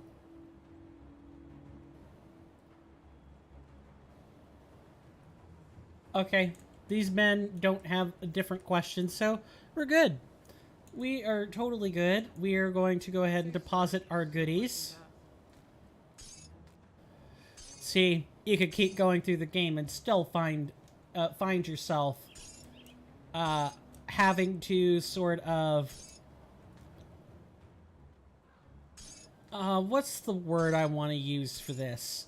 Or set of words. You could still find yourself having to... I want to be real careful. I blanked out on what I was going to say, gosh darn it. I forgot again.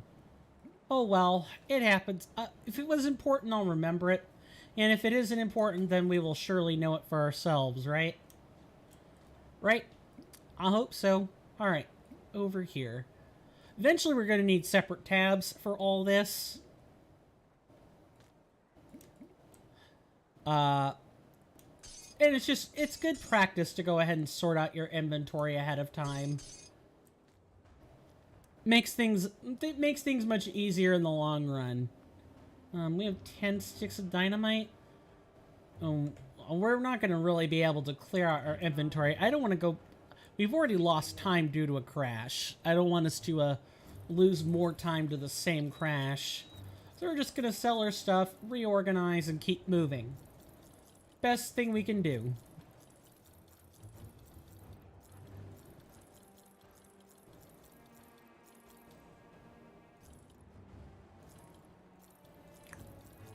So here's a question I can ask. What part of games like these do you find to be the most tedious? Iron well spent. Thank you. Yeah, what part of these games do you find to be the most tedious? Is it the loot selection? Is it the sorting? Is it the inventory? Is it the actual combat? There are some people who don't like these types of games, and that's perfectly fine. I'm gonna go ahead and stack it up like this. Yes, we're back to managing real inventory.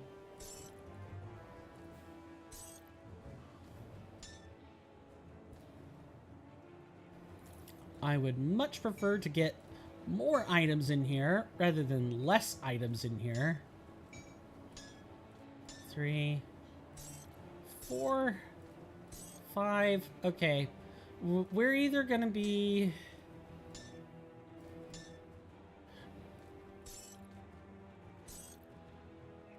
Okay, well, we're not going to really be able to fit any more items than that.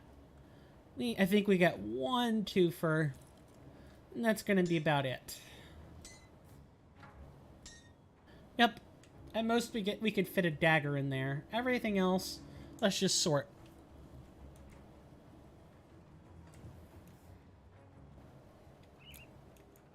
We're getting there. We'll be friendly. We'll be respected within the Black Legion soon enough.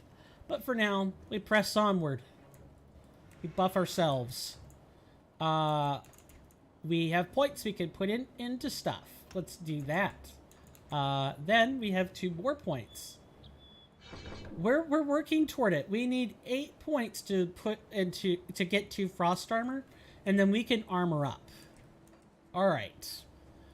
Homestead. Let's go over to Sorrow's Bastion, and then we could carve through the left half of the area, and hopefully we can find out more about these notes in the meantime.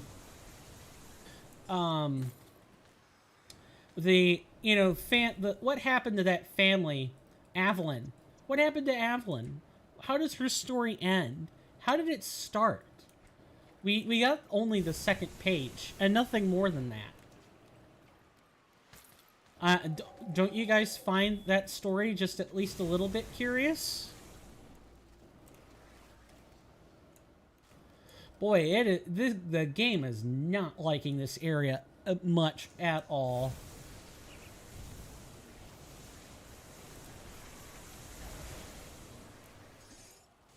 And we're frozen. Oh, beautiful. I love all this death and carnage. Hopefully, are there enemies following up to that? No? Good.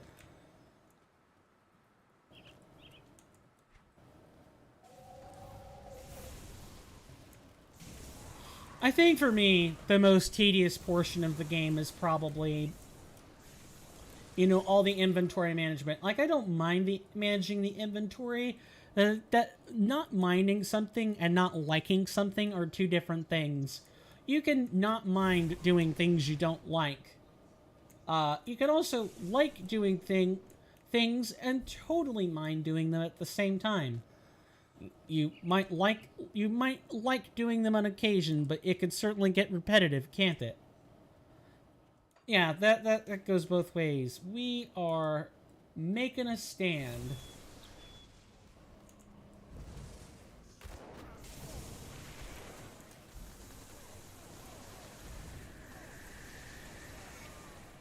Oh, that didn't take long. How unfortunate for you, sir. You stood there and died. I mean, why am I feeling sorry for you? I feel more sorry for, you know, the innocent men and women that I'm having to kill as part of being inside the Order of Death's Vigil. Those are the people I actually kind of feel bad about putting an end to. Because it's more like having an ideological, how do I put this? It's kind of like the Tales series, where when there are people who legitimately, you know, are just doing bad things, and they're just unrepentant, unremorseful, they don't care, they are not misguided in their actions, there is no difference of philosophy, then, you know, those are fairly open and shut cases of, yes, kill the bad guy.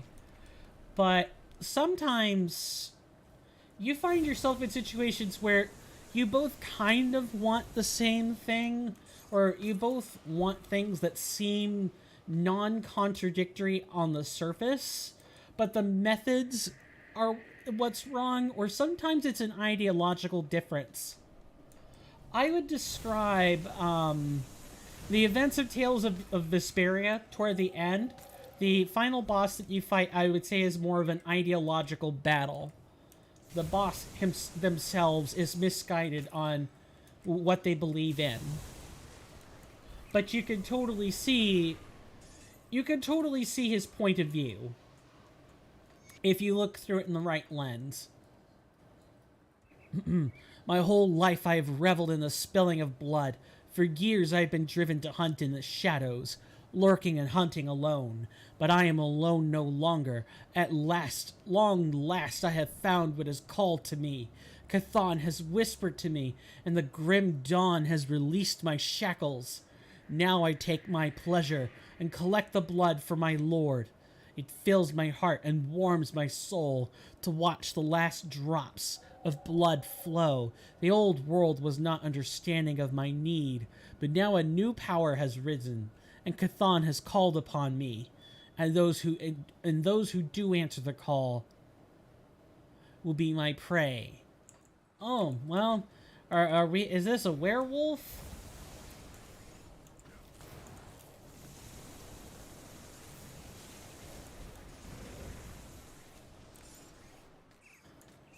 Sure sounds like one. You know, one that's kind of lost to their blood urges. Not unlike what happened to Is it Van Helsing? Did Van Helsing spend some time or get turned into a werewolf? And he had to, like, deal with those urges for himself.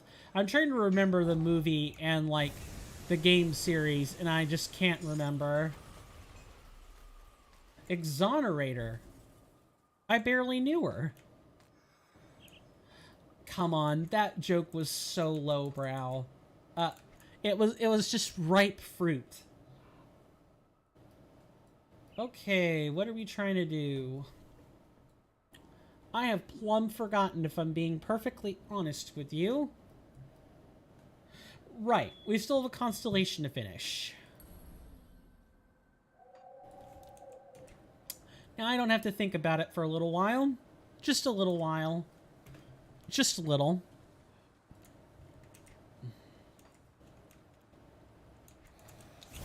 We're in a quiet forest filled with the sounds. A quiet forest filled with noise. Which is it, Coin? A swirling vortex. Which is it? It's both. The forest is quiet until the Chthonians appear, and then it's real freaking loud. And I will say, the Blood Grove is one of the nicest looking forests I think I've seen. I guess if there's any kind of like arboreal scenery that I truly do enjoy as a human being, it's fall. I like spring. I also like fall. I like the passage of life being marked by the rise in spring, by growth in spring, and death or decay in autumn. I don't know. I guess there's just a duality about that I could really appreciate. Plus, the fall leaves are just so beautiful. It's not often you get to see the pigments of bilirubin and xanthans. You don't get to see those in plants unless they're dying or it's fall.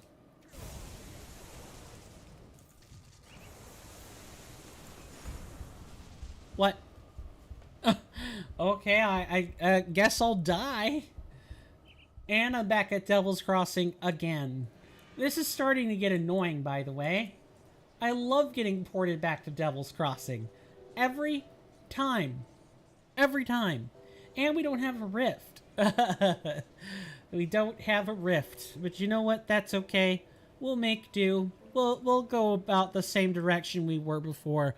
And then I'll be smart about it. We'll plant a rift. And I sure hope to the Lord above that we do not suffer any more crashes tonight. Although knowing my luck, I am sure we will. I could feel at least one. I could anticipate one. One more. Because Grim Dawn, when the enemy density is tripled, is not the most stable thing in the world. But the game is too easy if I don't have Grimmest turned on. Which might say something about the build rather than about, you know, Grim Dawn, Dawn of Masteries itself. If your build is suboptimal, then vanilla is actually quite hard. If your build is optimized, and it's good at dealing spread damage, then it might be easy for you. All of my spread builds, whether they have cold, fire, or acid in them, pretty much all of them don't have any problems with trash. It's only bosses. And even then, you just adapt by, you adapt by picking up an ability that either lets you kite, or, well, an ability that lets you kite, and you can cast it on the move and stuff. Like, these crystals help us kite.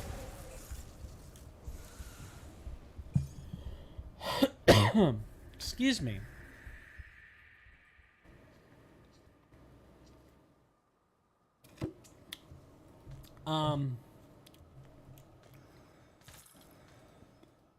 I completely blanked on what I was going to say. I think the only reason I came back here was so I could get this shrine. The totem. Void Weather Totem.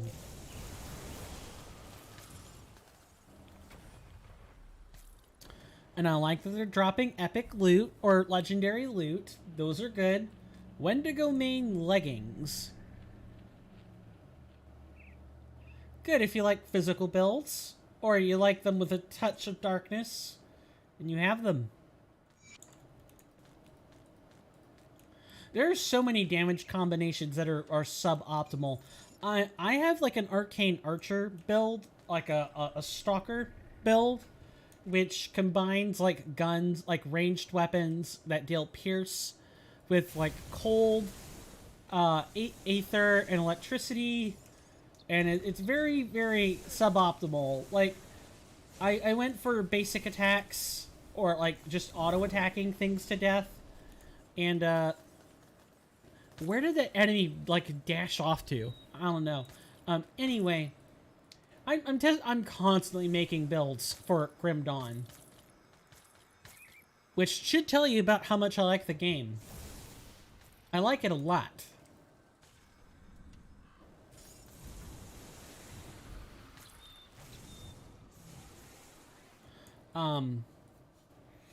And it's just, in Grim Dawn or in similar games, it's always important to, like, optimize your damage.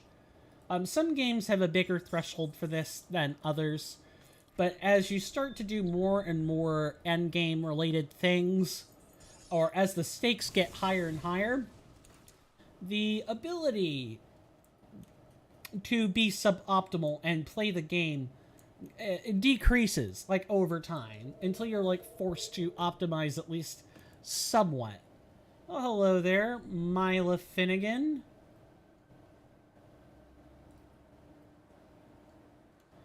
Hello there, stranger.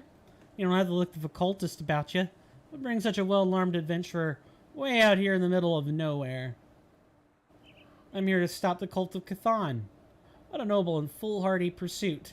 After the Grim Dawn stranded me out here, I claimed this cave as my home, but nature, it seems, has decreed that I die out here. Instead, an avalanche collapsed the entrance not a day ago. All my food and belongings are inside. Need help? You truly are a godsend, stranger. We will need some dynamite in order to clear the way. Don't suppose you have any. If not, perhaps one of the mines may have some, or perhaps the nearby quarry. If you bring me some, we can clear the rocks and I can retrieve my belongings. Perhaps there's something among them that you would find acceptable as compensation for your aid. Sure. This totally doesn't feel like a trap. What nearby mines? This is Morton's claim. It is a mine. And there aren't any other nearby mines. That should have been the tip-off right there. I appreciate that, good sir, but I'm really just here to clear inventory. I'm here to liquidate. And you to give me bits. I'm here for your bits. Give them to me. No, okay, I'm being a little bit of a herp derp. I'm being stupid. I don't want your bits. Just give me iron bits, please. Iron well earned, not spent, but thank you anyway.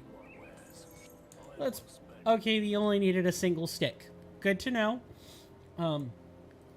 Let's go back and clear out this woman's hovel. Surely there'll be nothing, nothing will go wrong. Something's totally gonna go wrong, isn't it? Here you go. You've returned. You've got the dynamite? Splendid. Stand back now. Don't want to get caught in the blast. Even in these trying times, you've found it in your heart. To help a complete stranger is commendable. Please, follow me inside so that I can properly reward you. You were supposed to retrieve your stuff, not have me follow you. Okay. I'm definitely sensing a trap. The Bone Pit. What a name. This totally smells trap-worthy. Yup. What did I say? Trap. T-R-A-P. You know what that spells? Trap. And not a thirst trap either. Not a Venus flytrap. Not a tarp. A trap. Alright, Finnegan, what's the meaning of this? I must apologize for the ruse, but alas, I cannot travel very far from my tomb. You may die, knowing that I will savor you as I drain the life from your breath. You tricked me. Deception was a necessity. Would you have sacrificed yourself willingly, knowing my true intentions? I merely do what I must to survive. Now hush and die peacefully. This will all be over soon. I'm not going to just lie down. I have haunted this forest for centuries, sapping unsuspecting fools such as yourself of their precious vitality. My cave has been sealed off time and again, but somehow it is always uncovered again thanks to naive dupes like yourself, or the greedy prospectors who visited me last. What hope do you have against me? I can still try.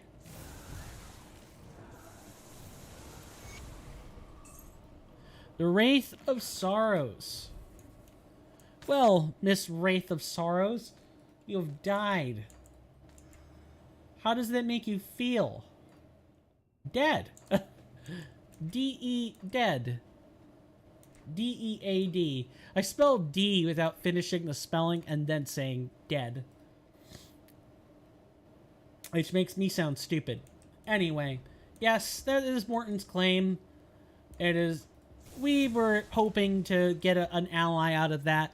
Instead, we nearly got ambushed and killed for our trouble. What has this world gone to? Complete and utter tripe is what it's gone to.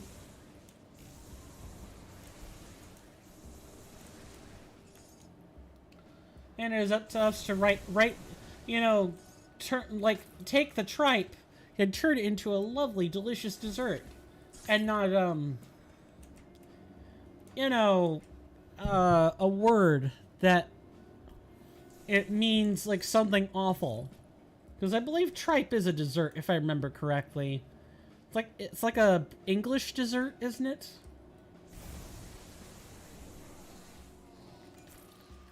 Also, I don't know if I have a beef, but I'm definitely confused.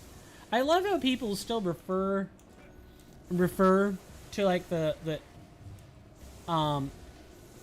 crown, like the British or the English royals as being British, but everyone else is English. So because you refer to, like, the figureheads as being British rather than English, there's confusion. Or there's at least some amount of confusion for me. I never know which one is right. And I would surely like it if someone would, like, clarify which one I'm supposed to say. I've heard them both pretty much used interchangeably, which only adds to the confusion. So I try not to use, I'm trying not to interchange English and British, because those mean two very different things. Well, not very different things, but, like, somewhat different things. I am sniffly, and I do not know why. Anyone else ever get sniffly at random moments, and you're not sure why? You're kind of left there pondering. I believe we have 2 paths across.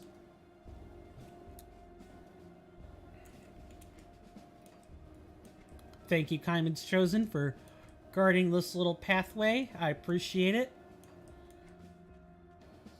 There's Morton's claim right to our southeast.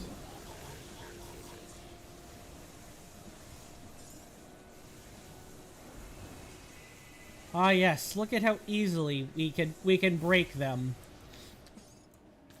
It does not take long for us to incinerate the living and make them dead. And, kill totally unrelated third parties. Isn't that just peachy? That is something you have to fear with chain lightning often. If you're not in fine control of it, people will die. Which is something I hope to learn about in my next physics course. Is how exactly does lightning work? What kind of resistance is it taking? Like how does electricity pertain as, like, a natural force?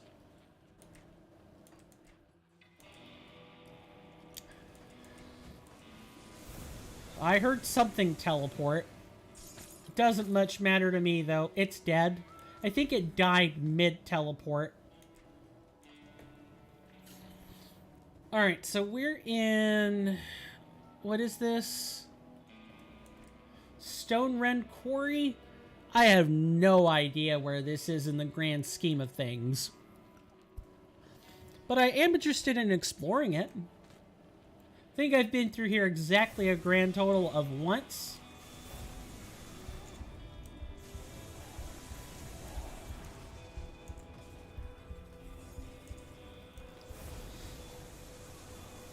Okay, Felon was not going down to initial rounds of lightning, which means they had a force shield up. That's fine. You can have your force shields, Archivist Felon, but... Okay, we're getting back over here. Gotta find safe havens in this place, and you gotta be prepared with potions. I'm gonna take just a second to straighten my chair.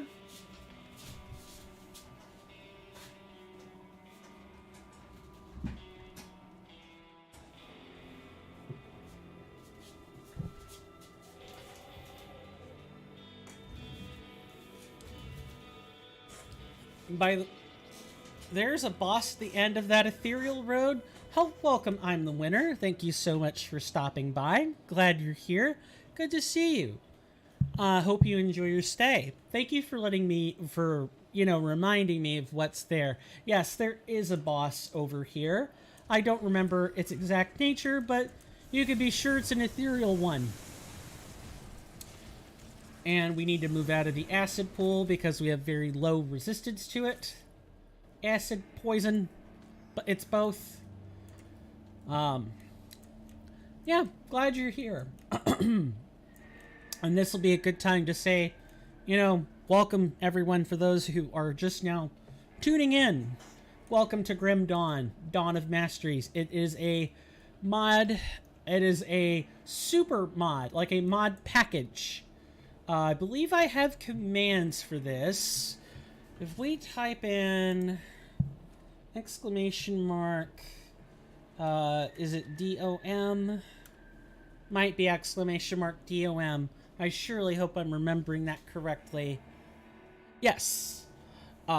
Obviously, I'm the winner, who I have chatted with before. Has already played the mod and does not need the link. That is more so a demonstration for everyone else. If you want to go find it, that is your link right there. It is a fun mod. I wouldn't say it is the most balanced mod in the world, but who plays mods for balance? Play them for fun. Now, I know some people who are immersion enthusiasts who play mods because they add to the experience and not just because it's something different. Okay, we're getting out of there. Yeah, there are going to be a lot of Aether patches like this that are going to make our life very difficult. Luckily, we have range. So all we have to do is concentrate on anything that makes its way through this path. And then we can keep moving. For those who want to know more about the build, I think I have a command for that as well. It should be exclamation mark player build in all lowercase. But just for those, since I don't remember the command off the top of my head, we are currently playing as a Scintillist and an Elementalist. I'll demonstrate those. I'll show off the mastery pages for these. Here is our skill arrangement for Scintillist. We have a lot of stuff that is buffing our overall skill capacity in Scintillist. Sometimes as much as 8 points over maximum. Which is just fantastic. We mostly have lightning skills. That is the build we have chosen. We do have teleport, which helps us reposition ourselves. We have Storm Crystal and Magma Tempest to help us with kiting and for single target. We have taken one passive ability, and then over on Elementalist, we have taken Ice Bomb to help us with spacing and control. And our current plan is to beeline it toward Frost Armor, because that's probably the last skill that we're going to be getting for the game. And if necessary, I could always rework it, but basically we want the armor out of this tree and the elemental damage out of this particular skill. That's what we want. Enough about me and enough about the introductions. I'm the winner. How is your current playthrough going, if you don't mind my asking? We discussed a little bit of it in the comment section of episode 11, but I was kind of at that awkward position in our conversation where I wasn't sure. Still not picking those two passets with Senseless on below? No. Mainly because I want to focus on defense. I think my passive damage is good enough. I know Ore of Weakness is supposed to be really good. I just don't think I have the current room for it. We would have to rewire our skills a lot. I'd probably either have to drop Teleport or drop Magma Tempest and its subsequent skill tree in order to get it. But I do know the mastery skills, the ones at the very end, are supposed to be very good and very worth getting. Now, I don't know if you're talking about focus and calm of minds. If that's the case, I'm just trying to deliberate or choose between offense and defense. Like, I'm having to balance that, because currently we're not very... Not that I want to prioritize defense over offense, but we're so fragile that some bosses can just speed their way to us and strike us down in one hit. And I would like to keep that to a minimum, as, you know, dying over and over again in Dawn of Masteries can make the game relatively more unstable. So I guess for those who maybe are a little bit less... normally I max out the base stat of both classes before level 50, since those are base stat, HP, and main attributes. And that means I've been playing the game wrong this whole time. Well, since you've been like, maybe you can help me out with this. Do you know the maximum number of points you get, as well as when they stop? I remember reading somewhere in in the Grim Dawn wiki that you stop at like 94, and the points pretty much come in one at a time after 70, but I could totally be misremembering what I read, so I would love some clarification. Well, people play the game differently. Fair enough. I guess what I'm trying to say is that I'm not exactly sure-footed in my plan. I'm sure-footed enough to know where I'm going, but I would hesitate to call my build optimal. Because an optimum damage build would probably not have two skills for defense. You'd probably like rely on a passive to do that, rather than use real spacing tools. But those are just my thoughts on the subject.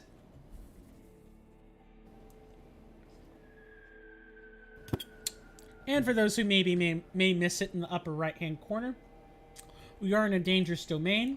Stone Ren Quarry is not an easy place. Defense, well, getting resistance is your first start.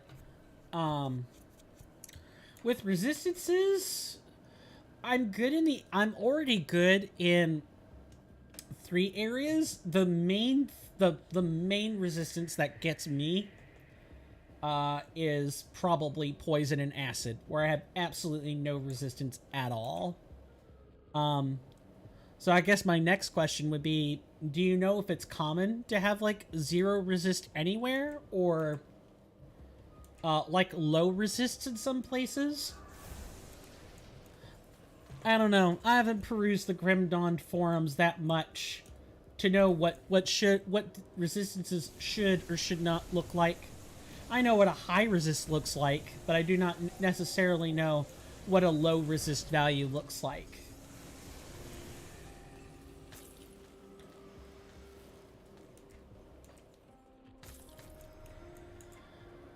trying to think. Like, I don't think my resistance spread is very good. Because much of the game cares about acid damage. There's a lot of acid. There is a lot of poison. There is not that much of fire, frost, or lightning. Like, it's there. It's definitely there. But it usually, in like vanilla Grim Dawn, it's almost always bundled with Aether or Chaos. You almost always want damage types to those. But I'm operating off memory. And as we all know, human memory is very faulty. And it can often be wrong. Or it misremembers and assumes it's right.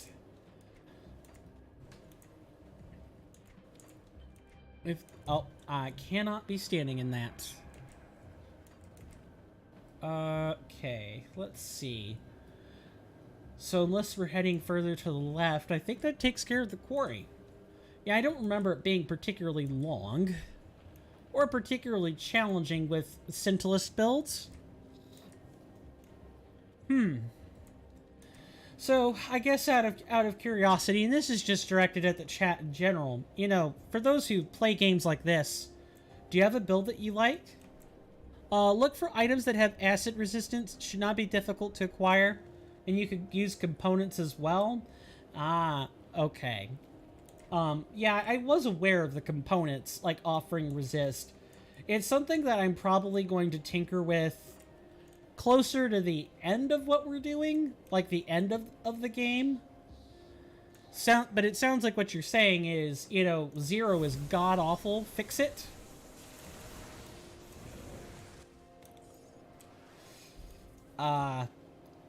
And I will endeavor to do just that. What I'll probably do, actually, now that I'm thinking on it, is maybe during the last 30-ish minutes of this stream, we will take a look back over gear. We're level 69 anyway, and that means that the level 68 items in the blacksmiths have opened up, and there are a lot of those. And hopefully we'll be able to readjust our gear, or at the very least apply some components with additional acid resist. You can also refund your skill points as well to use it elsewhere. That is true. Sounds like I might want to take an... I'm not sure if I want to do that on screen or off screen. But one practice you want to get into the habit of, since I've played Diablo and some of these other ones as well, is you definitely don't want to be stuck in your ways of thinking on build analysis. Be willing to be open to criticism, to change, to adjust your build. Especially if you have a critical area that the game is going to take advantage of. Like us and acid. Like, acid eviscerates us. And that's probably not good once we start getting toward, you know, repeat bounties from the bounty board, or we do anything else related to the end of the game. Having some number of resistances in everything is just a good practice. So, definitely,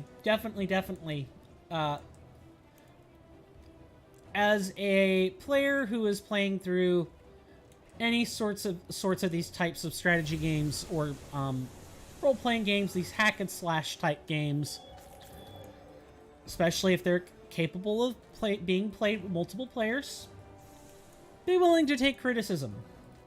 It's important. Elemental resistance is easy to get. Aether, Chaos, Vitality, and Stun Resist are the hardest to get. Gotcha. Thank you for the knowledge.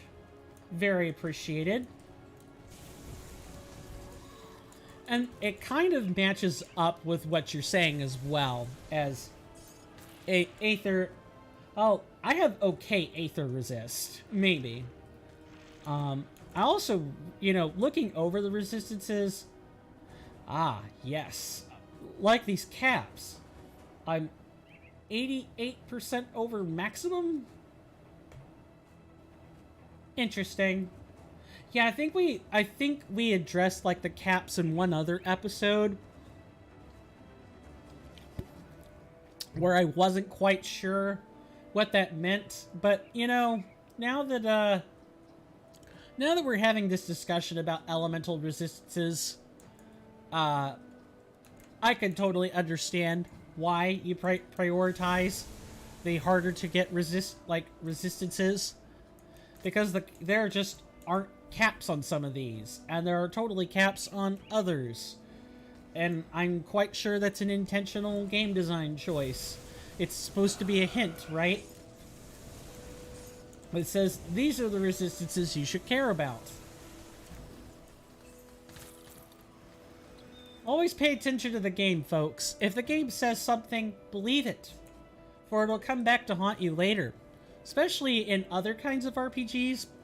For those who don't know, I'm mainly a Twitch streamer, and I stream every Wednesday and Sunday. We used to play Xenoblade Chronicles 2, and that game had a bunch of statistics that you had to pay attention to. A ton of statistics, and if you didn't, there were a lot of like stats such as like healing power, or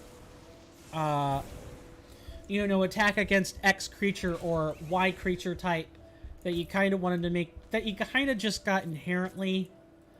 But other than that, a lot of the other stats that gems or other things provide for you are situational. And you're meant to read the signs, and if you pay attention to the information that Xenoblade Chronicles 2 gives you, you'll know what you're supposed to suit up for. So you don't want to go selling stuff just because you're trying to fit an offensive build.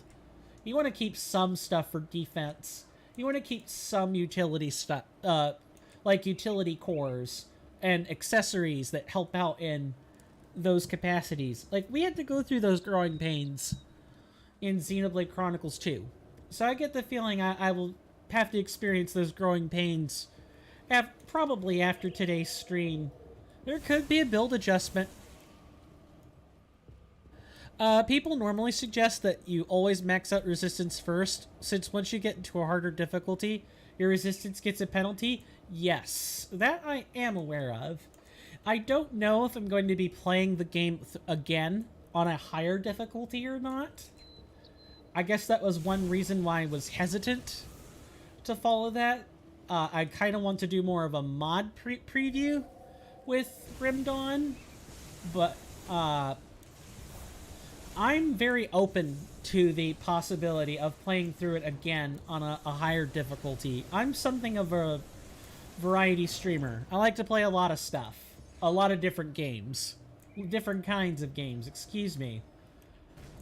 So I don't tend to spend a whole bunch of time in New Game Plus if it's an entire repeat of the first.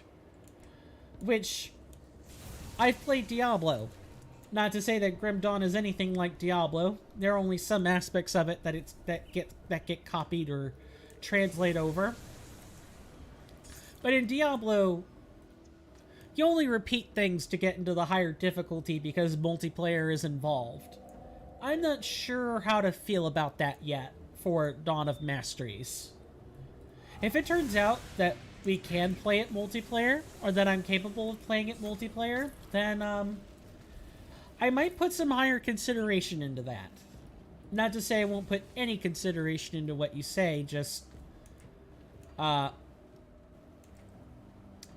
resistance statement is specifically calling out the fact that resistances take a penalty at higher difficulties, and I'm not 100% sure I'm showcasing those. That's all. But that's more criticism. That is more criticism that I can be open to, that I can account for in the build. For those who are kind of like following along in the VODs, I'll probably like showcase the final build after we're done with the game in its entirety, and kind of highlight the journey we took from start to finish with said build. And so having a good chronicle or snapshot of the builds that we make beforehand will be good. Is that the, if you don't mind my asking, I'm the winner, is that the general thought process, or is that always part of your general thought process? You're always maxing resistance first? And are you like a long time veteran of Grim Dawn? Is it something you play fairly regularly? I'm just curious. As I've only played some of this in my spare time, and I've not made it to a higher difficulty whatsoever. I think the most I've done is veteran mode.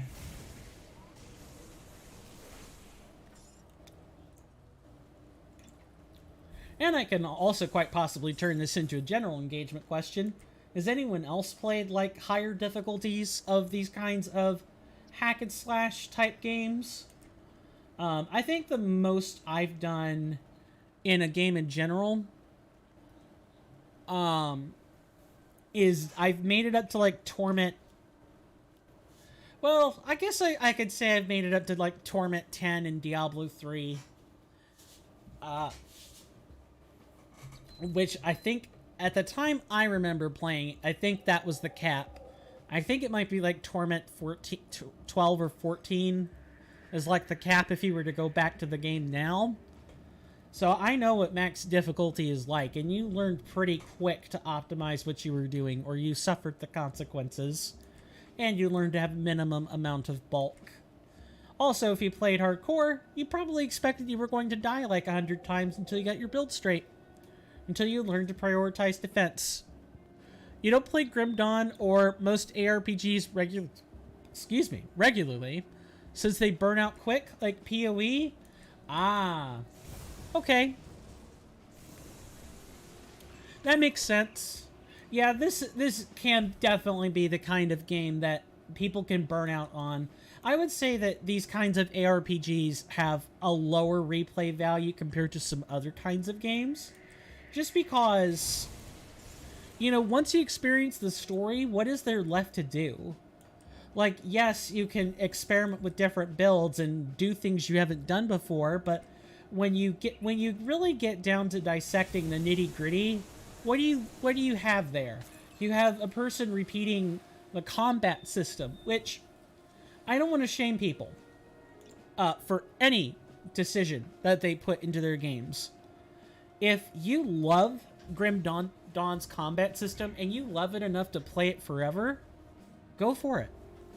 Everyone deserves to have something to enjoy in their lives. But if you're a person who strives to have some variety in their games, eventually this gets tedious and boring, and you can only saw a cat in half or skin a cat so many ways before you just say, I'm skinning the cat. Doesn't matter how you do it. You put a lot of time into it after playing it for a long time, lost interest, and then after time passed, you played this game again for some reason. That happens to all of us. That happens to all of us. I would say that the game that kind of did that for me, where I experienced the loss of interest and then I came back to it, was Legend of Zelda Ocarina of Time. I kind of played the game religiously for like a year. I would crack it open every so often and play. I think I was like 23 at the time. I played it when I was a kid, but I was kind of a religious player of it for a little while. Then I stopped. And then I bumped into the randomizer after like a year. And the randomizer has spoiled me. I don't know if I could ever go back to regular Ocarina of Time unless I were doing a Let's Play of it. Also, Grim Dawn's BGM is horrible. You had to play YouTube videos when playing it. I would say that Grim Dawn's BGM is atmospheric. I don't know if I agree with the fact that it's horrible, but I do think it gets tiresome after listening to it for like 100 times, and it's the same stuff. It's kind of similar to World of Warcraft or some of these other RPGs that you can repeat over and over and over again. you do eventually listen to the same track 100 times, and you're like, I need something else. And when I'm off camera doing these grinds, as I will already have to go off camera for displaying the quests for the Order of Death's Vigil, when I make those grinds, I will have to, I put on music for that. You can check out your videos about Grim Dawn as well. Ah, you also have some. Good to know. Yeah, I will definitely check those out. I'll likely do that off camera after today's stream. Are your videos more of a like a walkthrough or a guide, or closer to like a showcase? Just out of curiosity. I felt like I had something to say there and I just lost it. Gosh darn brain fog. Hate it. Where is Fort Heron? Is that on this map? Okay, yeah. We've been through Grier's Mill and Morton's Claim, so it's good that we're going this way. I like doing things out of order. Nah, just footage of gameplay with better BGM. Gotcha. Fine by me. Works for me. Yeah, I'm definitely intending... cursed mouse. I'm intending this as more of a Let's Play showcase. So I don't want to override the atmosphere the game is trying to provide. You know, as tiresome as the music and BGM get after a while. I want to keep everything pristine. But I definitely do not judge anyone for listening to music. Like I said, you can only listen to the same BGM on loop so many times before, you know, you drive yourself bat crazy. Plus, I find that you can enjoy... Sometimes you can enjoy these highly repeatable, mild or mid-replayability type games with some good music. I'm a big, avid fan of synthwave. I typically have some synthwave going on in the background while I'm doing these, grinds, these repeats. I don't know. I feel like I'm about to sneeze. And I listen to synthwave of all kinds. I hope I caught that sneeze in time. That hurt. If you don't count DLCs, you're like 3/4 of the game. Sweet. That's about what I figured I'd be.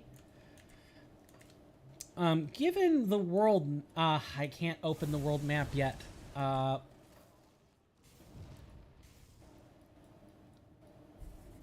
Sounds like we're going to be going through these zones kind of fast then. Yeah, I'm pretty happy to know that we've actually made sincerely good progress. I can't believe that in just...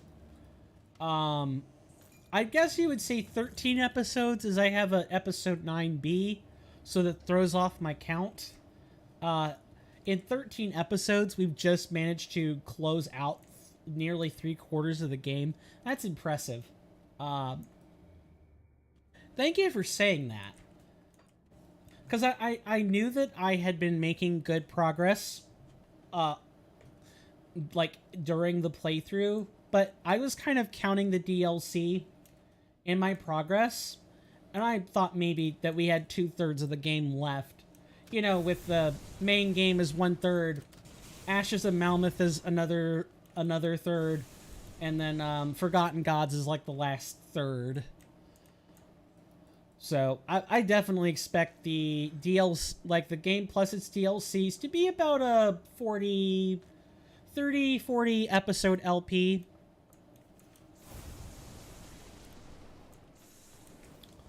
I'm normally reached there at like level 40, and I think in vanilla I would probably be at a similar point.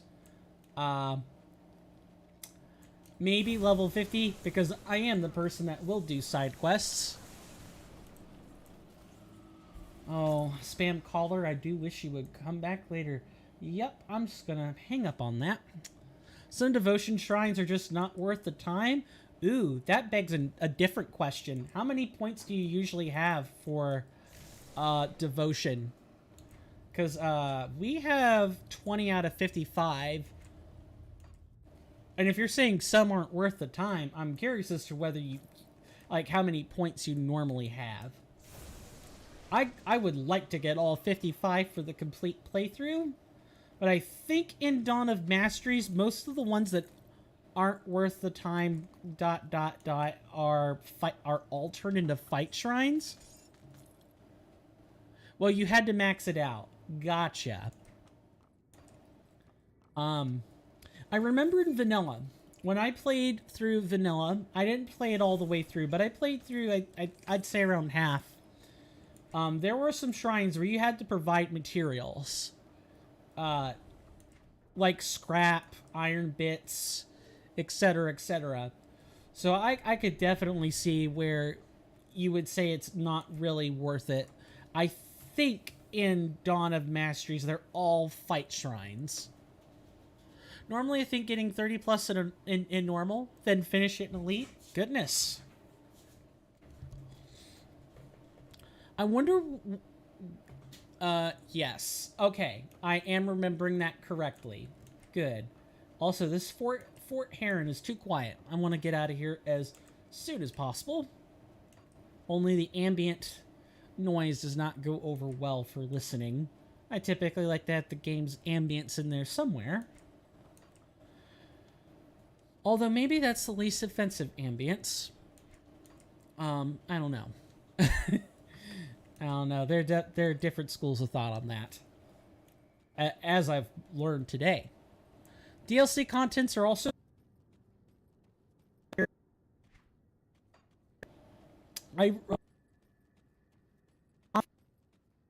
like profile DLC, and there's something to be said.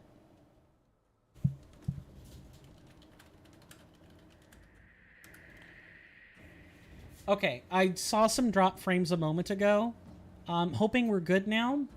I'm not sure why we have drop frames, because YouTube is normally pretty good about no drop packets. Twitch is usually where I have problems, like 2K frames a stream plus.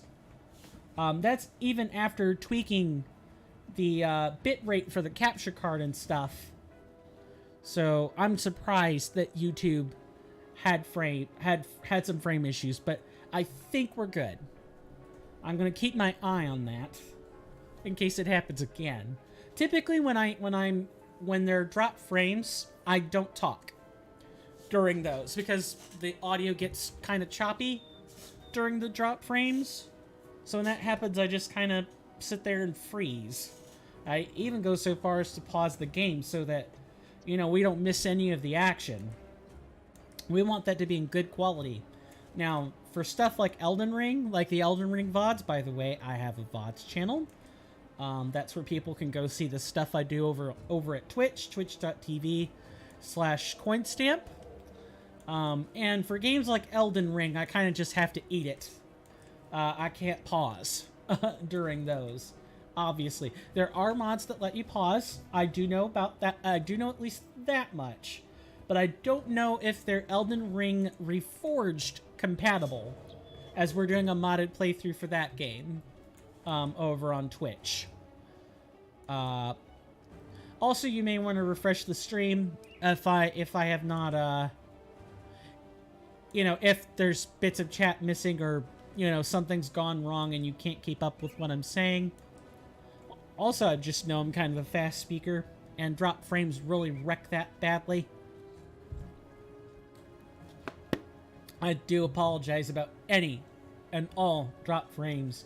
I try not to acknowledge them too much, but sometimes, well, not sometimes, but I do my best to try to ensure that the streams are of a high quality, or as much of a high quality as I can provide.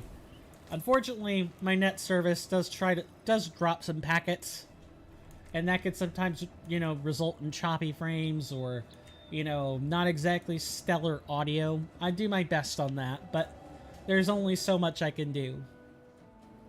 So I'm sorry for any of the experience that is, oh lord, you know, not sufficiently satisfactory. I do want to thank people for stopping by so far. I really do appreciate it. Means a lot, especially with the conversation that we've had. I've learned a lot of stuff just in the last 40 minutes, 50 minutes. So thank you again. Trying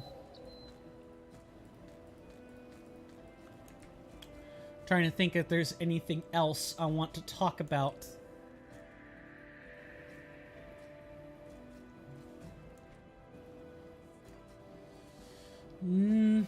I gotta find stuff to talk about. So I suppose what I'm gonna do is take a break, like, after we... Basically, like, the next... You really like this feature, Grimace? The spawning bosses? Me too. Me too. And I do my best to try to explain, you know, hey, these bosses are not exactly native to the area. If you're wanting to, like, play the game properly without spoilers, don't. Maybe keep Grimace turned off if you just want to experience the new masteries, the new items, etc., etc. That's perfectly fine. I have friends that I would consider to be part of the I like my mods, but I don't like it when they change the story crowd. There are people in my friend group that don't like it when there are Skyrim mods that change the like the story or the way it pans out. There are mods that change, you know, how one gets involved with the Civil War. And they're like, not for me.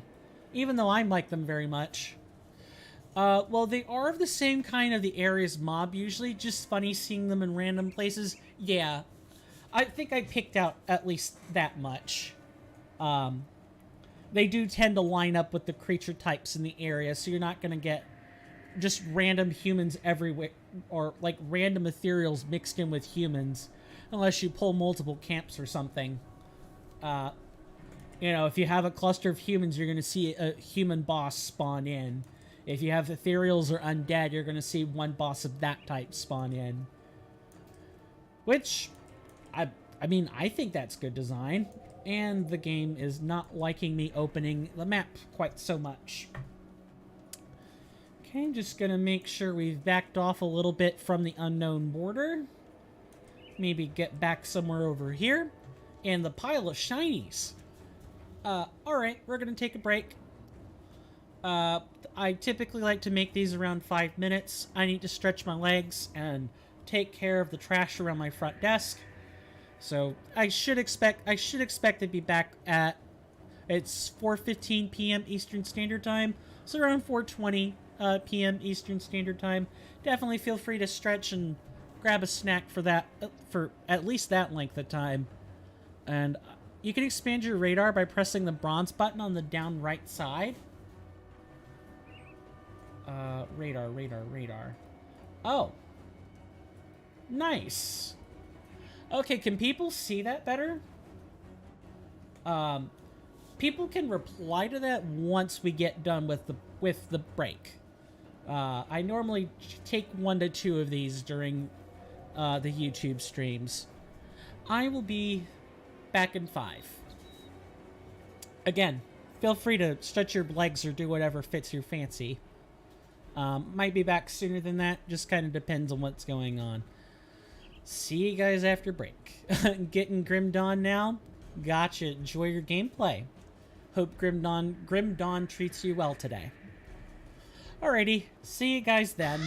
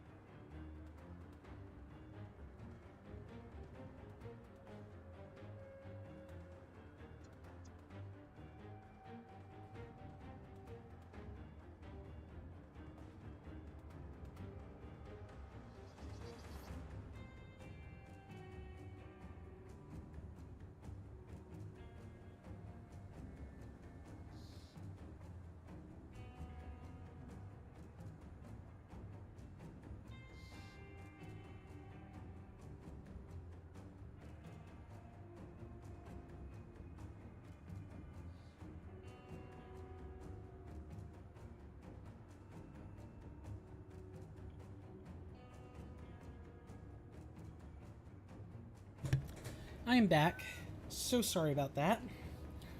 But hey, I made it within my 5 minutes. Isn't that just grand? No,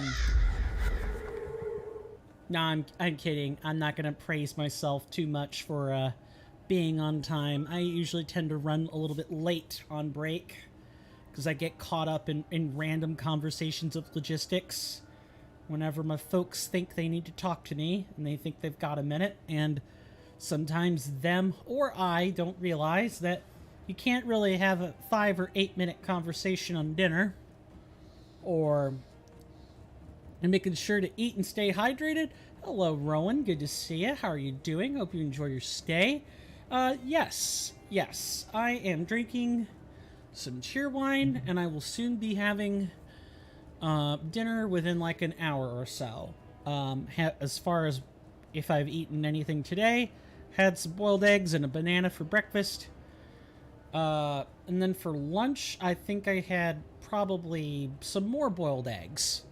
My memory serves me correctly. I've kind of been eating light today. I've been gaseous and kind of wanting to make sure I'm not doing things to upset my stomach.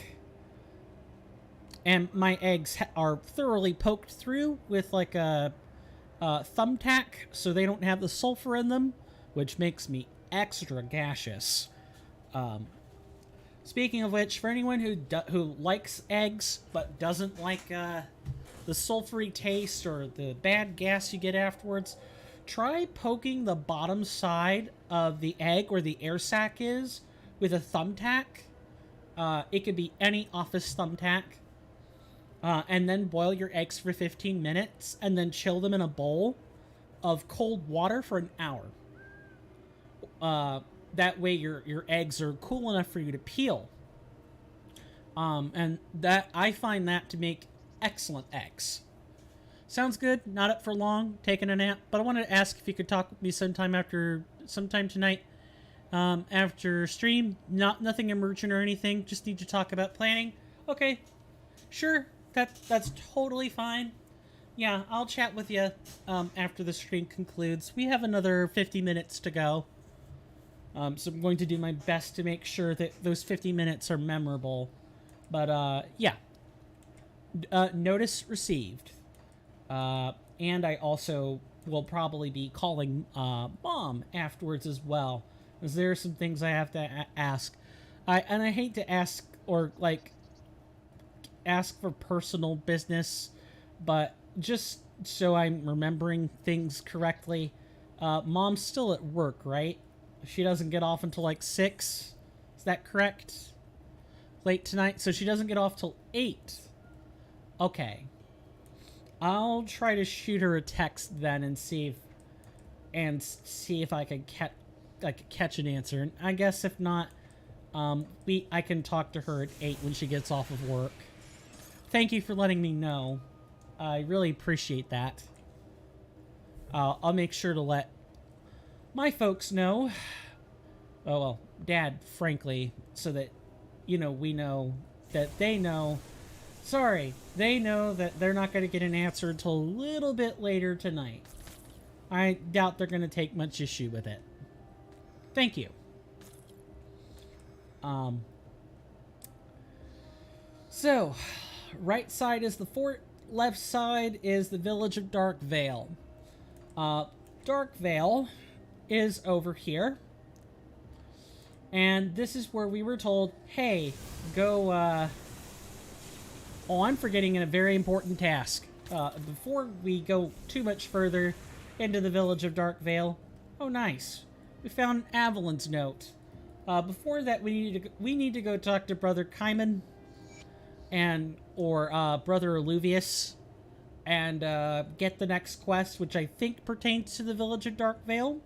Before that, though, let's read this note. We had a second note earlier where, her second note talks about having to adapt among life in the Bloodsworn cult. So this first note's going to talk a little bit more about what happened before that point. We've been on the run for what feels like weeks now. The Ethereals are always on our heels, spreading like wildfire across the countryside. The children are starving. The few bites of food we manage to scavenge on the go aren't enough for all 4 of us. I'm not sure how much more of this we can take. Word on the road is that the cult of Chthon is accepting members. How convenient. That they have food and shelter for all. I've always pictured them as heretical lunatics, howling at the moon as they bathe in blood, but the promises of safety may be too much to pass on.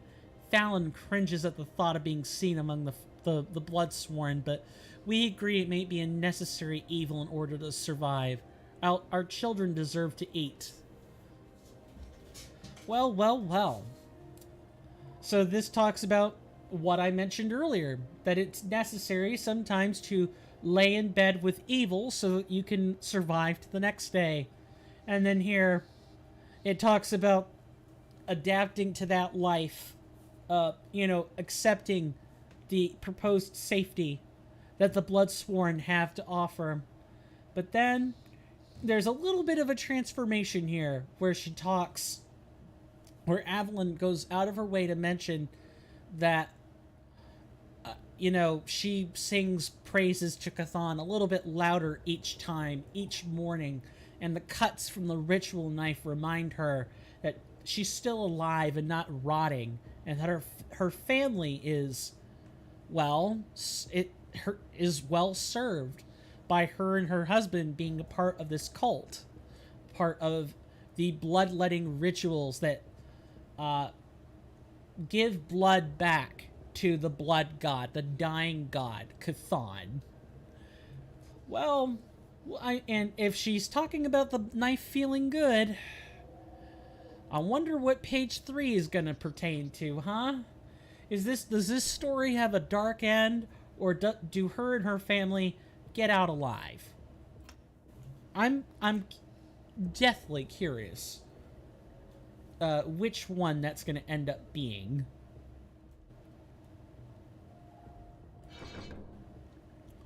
And we have... we just got to keep chugging along until we get these points. We're almost level 75, which opens us up to the mythical relics. And the mythical relics are the best relics you can have. I don't suggest you get cunning since you're a spellcaster. But doesn't it affect hit rate? Like it says here that increases your capacity... for landing melee and ranged attacks. Cunning increases physical pierce and bleeding. So, does spirit serve the same function as cunning then? Where spirit also increases hit rate for magical attacks? Because I kind of assumed you need like a minimum amount of cunning in order to hit things reliably. That would be a very critical error, because I have spent 29 points in Spirit, and I've only spent 29 points in Cunning, and only 7 in Spirit. Maybe that's my problem. When you learn you're playing the game the wrong way forward, what an earth-shattering revelation. I guess I just never thought that much about it. Cunning normally packs with guns and swords. Gotcha. I did try looking for the information, but it's not exactly... Well, I don't remember what I read on the wiki. I did look at the wiki for this stuff a few points in my vanilla playthrough, and I didn't exactly get a straight answer, or the answer I got I didn't remember. One of those two things. Good to know it now. That's good to know. I guessed about the damage part. I just didn't think about the fact that maybe it's not affecting hit rate whatsoever.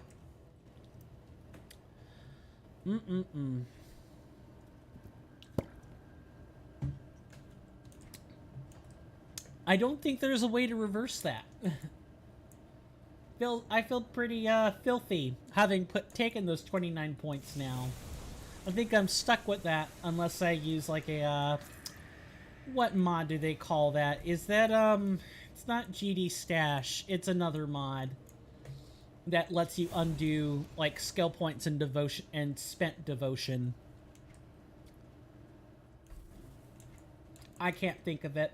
If I get an opportunity, I might go back and look for that on Nexus Mods, which is where you can get Dawn of Masteries, by the way, just for those who don't already know.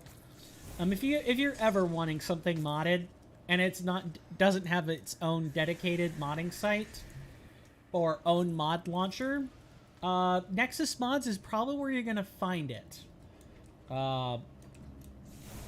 Some exceptions I can think of are games like Outward, which use R2 Modman, or Potioncraft, which have there are potions that can reset your attribute in DLC. Okay, good to know. Very good to know. Thank you. DLC's better than nothing. That I'm not gonna bum rush the DLC for the potion, but it's good to know it's there. My phone is going. I have 32 notifications on my phone. Jeez. Something I will definitely resolve off camera. I think ever since I've started doing content creation, my phone has only gotten busier and busier over time. Only 2 quests as well. 3 difficulty times 2 quests is a total of 6 potions per character. I hope I got that math and the reference correct. Okay, so you can... So does that mean you can, at 6 full resets of attribute points, or is that individual points per potion? Just, I'm curious since I obviously have not played the, played either DLC. I have the DLC, but in vanilla I never got to that point. Okay, potion time.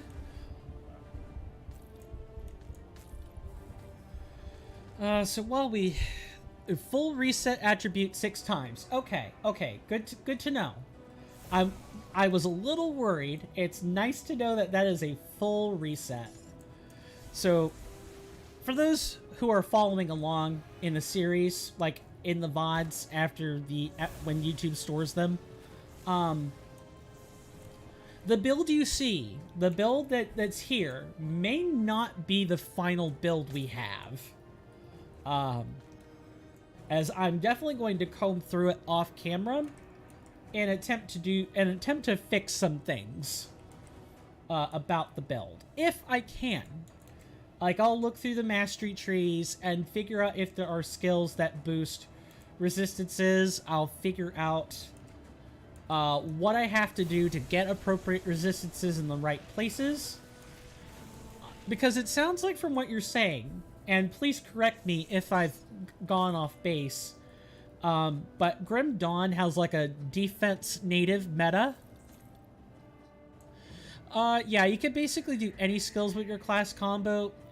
I don't know why the game was spazzing out like that. Since both scale elemental damages.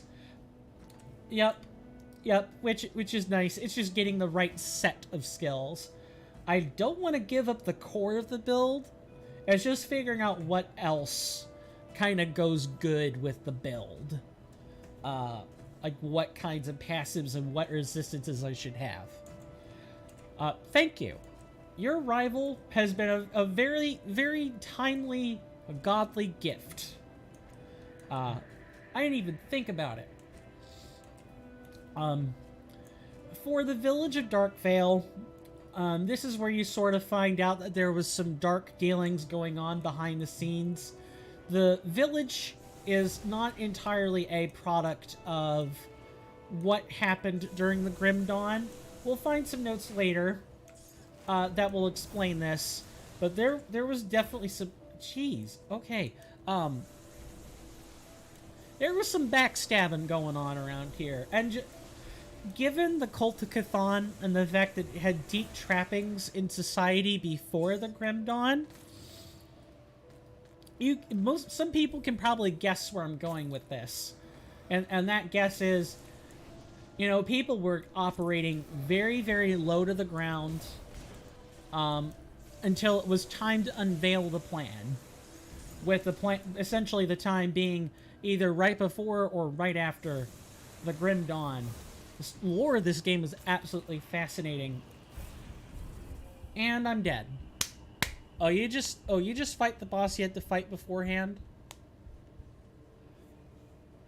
Nice. And I'm back in Devil's Crossing again. Awesome. Well, before we go back to claim our death, you just fought the boss you had to fight beforehand? Ah, okay. I forget the name of the boss, but that sounds familiar. Dawn of Masteries loves to do that, where they'll totally put the boss you're supposed to fight in a free area. I don't know if I think Warden Krieg is like the sole. No, I've never seen like a duplicate of Warden Krieg and Darius Cronley. I've never seen that. Like all the non-major bosses, however, I have seen them spit out a copy of it for you to fight well beforehand. Have you dealt with the heretic? Bolvar lies dead, sir, brother Alluvius. Father Kaiman will be pleased to learn of his demise. You are ever eager to act out his will. That's good. You will need it for what lies ahead. What must be done, brother Alluvius? In the northern Blood Grove, there is a stronghold known as Fort Fair, and we were just there. It is an old arms storage facility that could prove useful. Unsurprisingly, it has become infested with the Order's vermin. Travel to the fort and eliminate all who would oppose you. I don't think the Act Boss will be roaming around since they have different mechanics. Gotcha. And that does make sense. Because they're stationary, they don't move, they have dialogue. That makes perfect sense. I guess I was just commenting from a position of uncertainty. Not that I think that statement was any more certain, but I would be inclined to agree with you. I would also suggest you to finish Kaiman's line mission as well. Yep, that is the plan. The plan is to showcase as much of the game as I can. And Kaiman's Chosen is one of them. I'll also have a separate playthrough that I'll be grinding up to about the same point we're at right now to showcase the Order of Death's Vigil. I do want to show everything.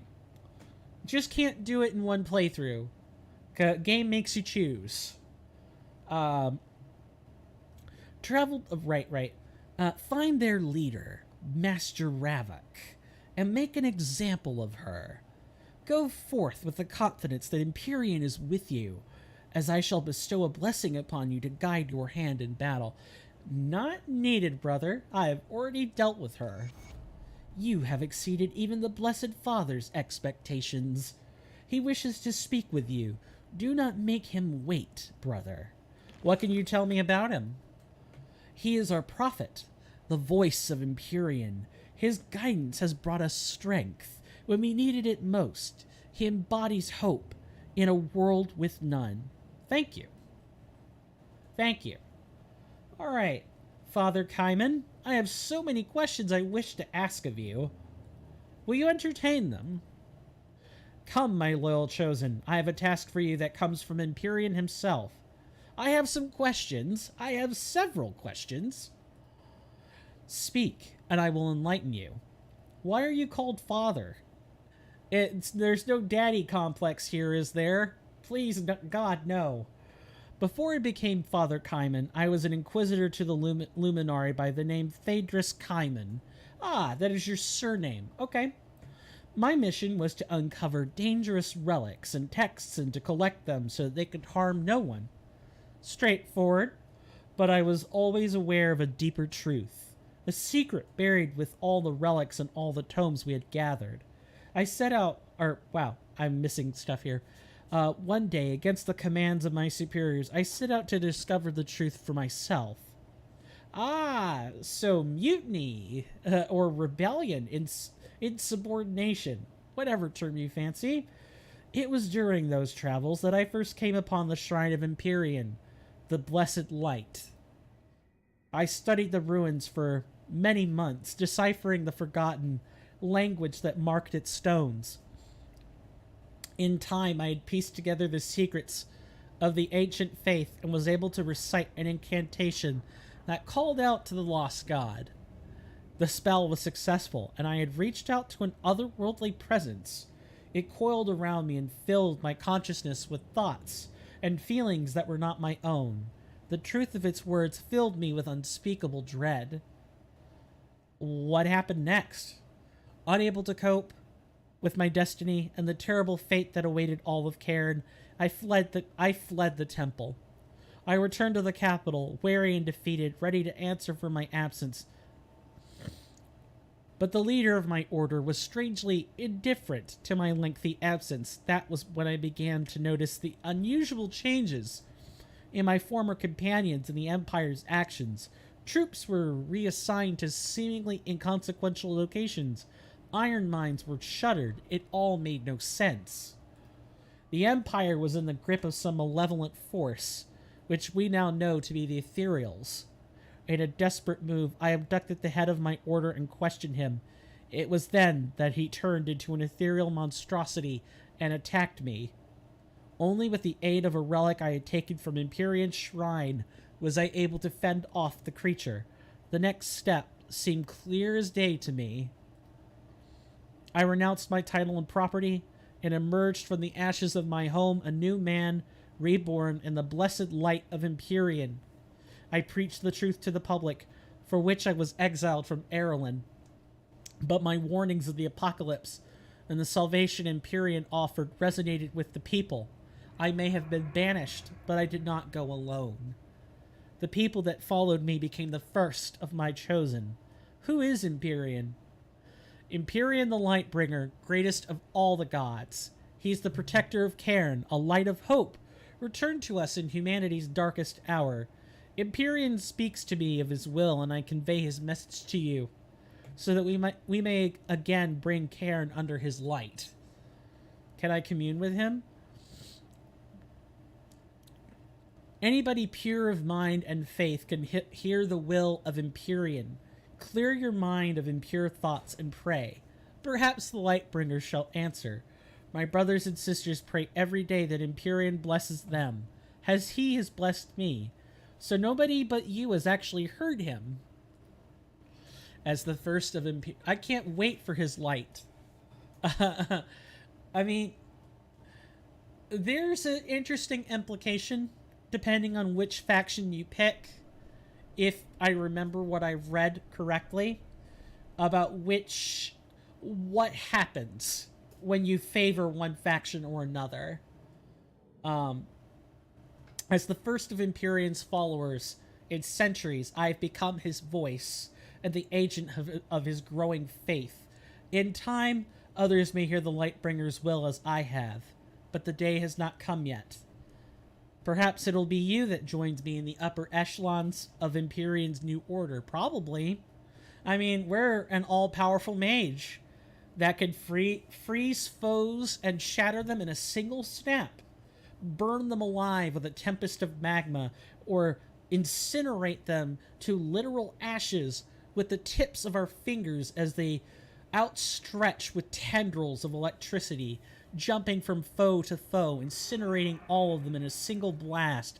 And if that weren't enough, I have tricks up my sleeve that make even the most veteran of mages cry. Yeah, it probably will be me, now that I'm thinking on it. We're the player character. We have plot armor. That's what's supposed to happen. Anyway, what did you need me to do, Father Kaiman? Empyrean has granted me a vision of a faraway place. In it, I saw a great fire, a beacon in the darkness. But the flame is being extinguished by tendrils of corruption. How vague. But there is still hope, and Empyrean has shown me that you are to lead the charge. The Order of Death's Vigil, even as we speak, are laying waste to a sacred site underneath Fort Icon to the north. Oh goody, we were already heading there. It is the tomb of Archon Bartholom. Okay, Bartholomew. A priest who, centuries ago, was a devout follower of Empyrean. The Order have found the Archon's sacred ashes. They likely intend to use them to fuel some twisted ritual. We must not allow this to happen. You must go to the tomb and reclaim the ashes for the Chosen. Let nothing stand in your way. Sure. I totally don't mind following some heretical god that may or may not have been sealed up for a very good reason. I digress. We're here for the loot, and damned be anyone who gets in the way. But no, I guess in all seriousness, there are some deep implications that come with picking one faction or the other, and by your 100th playthrough, you'll realize that all the implications are irrelevant, as you will have to repeat the picking of factions over and over and over and over and over and over again. I really wish there was a third option that said both these factions are complete and utter lunatics. Let's do away with both of them, or find some way to make them cooperate just long enough for them to be useful, and then we can have our way with both of them. But no such third eye option exists, because that doesn't create any tension, because it assumes that the player is right in their assumptions and reasoning, and that the player can be a neutral third party, when in fact in the same situation in which many people would likely find themselves, they would assumedly not be a neutral party. They would pick based on their own needs and that for survival. Well, after playing a long time, we started to care about the storyline from time to time. Nothing wrong with that. Just like there's nothing wrong if people don't care about it. It's a game. At the end of the day, it's something for people to do that whiles the hours away on a long night or a long day after work. But, you know, the devs did make this story. They went through the effort of putting in all the extra text and the dialogue. Like that, I feel that that effort should be rewarded by actually engaging with it for a first-time playthrough. Or at the very least, in my case, like a half of a first-time playthrough. I want to take it seriously. Let's read these notes while we have the time. Trevor's note. For weeks, I've been getting the feeling that something bad is coming, like a knot in the pit of my stomach that won't go away, and each day it gets a bit worse. I have also noticed a lot more travelers from the capital of Erlin. Hopefully I'm not butchering these names. I haven't read any source material or any videos that suggest a difference of pronunciation or anything like that, nor have I seen anything from Crate Entertainment about it. Heading south with all their worldly possessions. I asked a few for news from the north, but nobody could give me a clear answer. And that's probably really rough to read on the eyes now that I think about it. I don't know how exactly I would go about zooming in for an easier read, which I guess is why I'm reading it. Part of why I'm reading it anyway. But nobody would give me a clear answer. Just an unshakable feeling that something awful was about to happen. How is it that we all share the same dread? No shipment from the capital again. Last week we didn't get our latest deliveries, and now again? No shipment coming in means no shipment coming out. Going out. How am I supposed to run a store if I don't have supplies to sell? Local goods are fine, but I rely on being able to sell things people can't get straight from their neighbors. I'm hearing hushed conversations in the streets, and a customer told me she saw some cloaked figures rolling a barrel down to the lake. Now the town drunk is missing. More likely than not, he finally tripped and tumbled over the ravine. But still, there's a strange chill in the air, and everyone seems to be on edge. I'm starting to think that packing up shop and heading south may be the best thing to do. You should have listened to your guts, Trevor. That might have saved you. Possibly. Assuming we don't find you in the machinations of cultists or ethereals being possessed. I'm not one to wish ill on anyone for their beliefs, but I can't say I like this new faith spreading around town of late. With all the frightening rumors coming from the north, religious fanatics stirring up the populace is the last thing we need right now. Heath Stribo says this religion of Chthon is not new, but in fact very old. Well, if it's been around for so long, how come I have never heard of it? One of their preachers invited me to sit in and listen on their sermons to dispel any ill feelings I have toward the matter. They seemed innocuous enough, but the obsession with blood and rejoining with their god in the end of days left me uneasy. Another person has gone missing. Last week it was Tom, who I admit was a drunk and a nuisance to the town. But this week it was Mary Tess, the town seamstress. Zaria told me she saw Mary leaving town with a group of refugees just as Trevor did a few days prior. At least Trevor stopped by my place to say he was leaving, but Mary, she didn't say goodbye or take anything with her. It's all just very strange. As I write this, I'm prepared to meet with the town leaders to work on a way to handle all the travelers passing through Darkvale Gate. Hundreds come through every day now. Thankfully, most don't stop, but if this keeps up, we will have a real problem on our hands. I don't know if what is going on in the capital, but it has everyone concerned. Gregor Bridgewater, Mayor of Darkvale. Ah. Yeah, so we hear more tales about the fallout from the capital, you know, sort of being overwhelmed by an ethereal presence. As we all know, the ethereals are capable of possession. They're capable of overriding a human's will to do their bidding, and the ethereals believe that this physical realm has been stolen from them by humans, that we were here first. Humans can just get lost. Well, I don't know who was here first, but ethereals, you're gonna have to learn to coexist with us, or you can die. Alien zombie. Basically, yeah, they're alien zombies. They really don't mind using our own dead against us, do they? Yeah, that's the ethereals for you. And I really hope that this doesn't strike a similar parallel to, you know, encounters in the real world. So far, we only have isolated musings of people who have been taken up by abductions every so often. You know, the stories that surround the crop circles in some parts of Texas and the other parts of the U.S. Midwest. You really only get isolated smatterings of those kinds of stories, but maybe there's some truth to them. Maybe we assume that we're going to be able to reason with and talk with aliens, knowing full well we might not. It might turn out to be a scenario much like Independence Day, where some things just want us dead, and we're going to have to fight them. Or, you know, it could totally be a case where both species don't exactly know what to do with one another. Kind of like the startup to Mass Effect, where the whole reason that humans get into any kind of contact with outside space is because they get into a shooting match with the Turians. This is lore you can find in Mass Effect 1, by the way, so it really shouldn't be that much of a spoiler. But yes, there are spoilers. If you don't want to hear about Mass Effect 1 in the slightest, please cover your ears in wax, at least for the next 2 to 3 minutes. And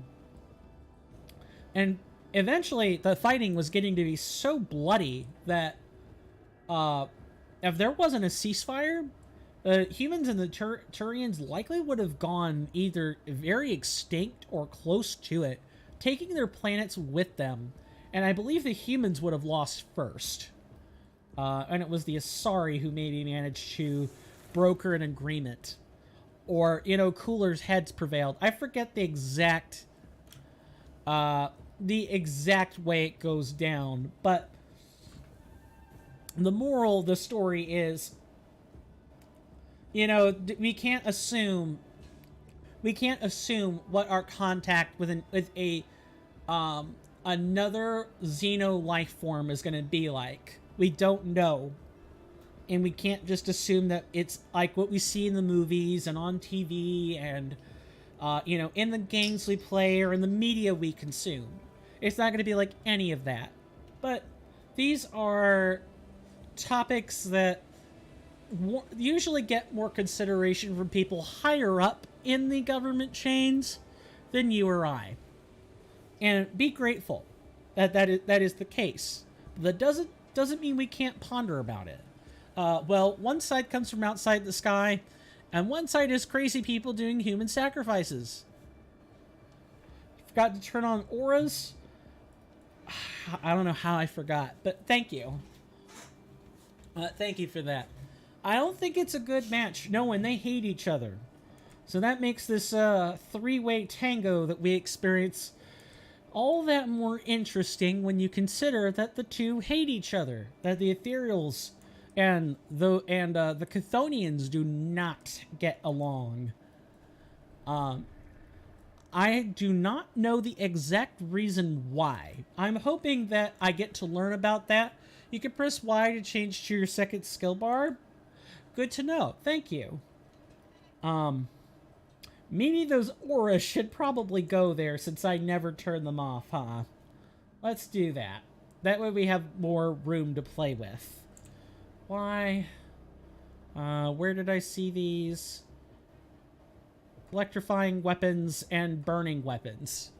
Usually put your auras in the second bar. Gotcha. And that does make some sense.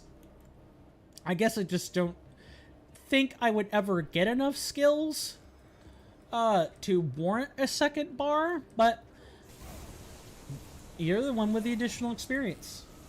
So who am I to say otherwise? And I do like the extra space. So what we're looking for now is we're looking for anything pertaining to Zaria's movements. Or, you know, actually seeing Zaria herself. As that would be the figure of interest behind the events that happen in the village of Dark Vale.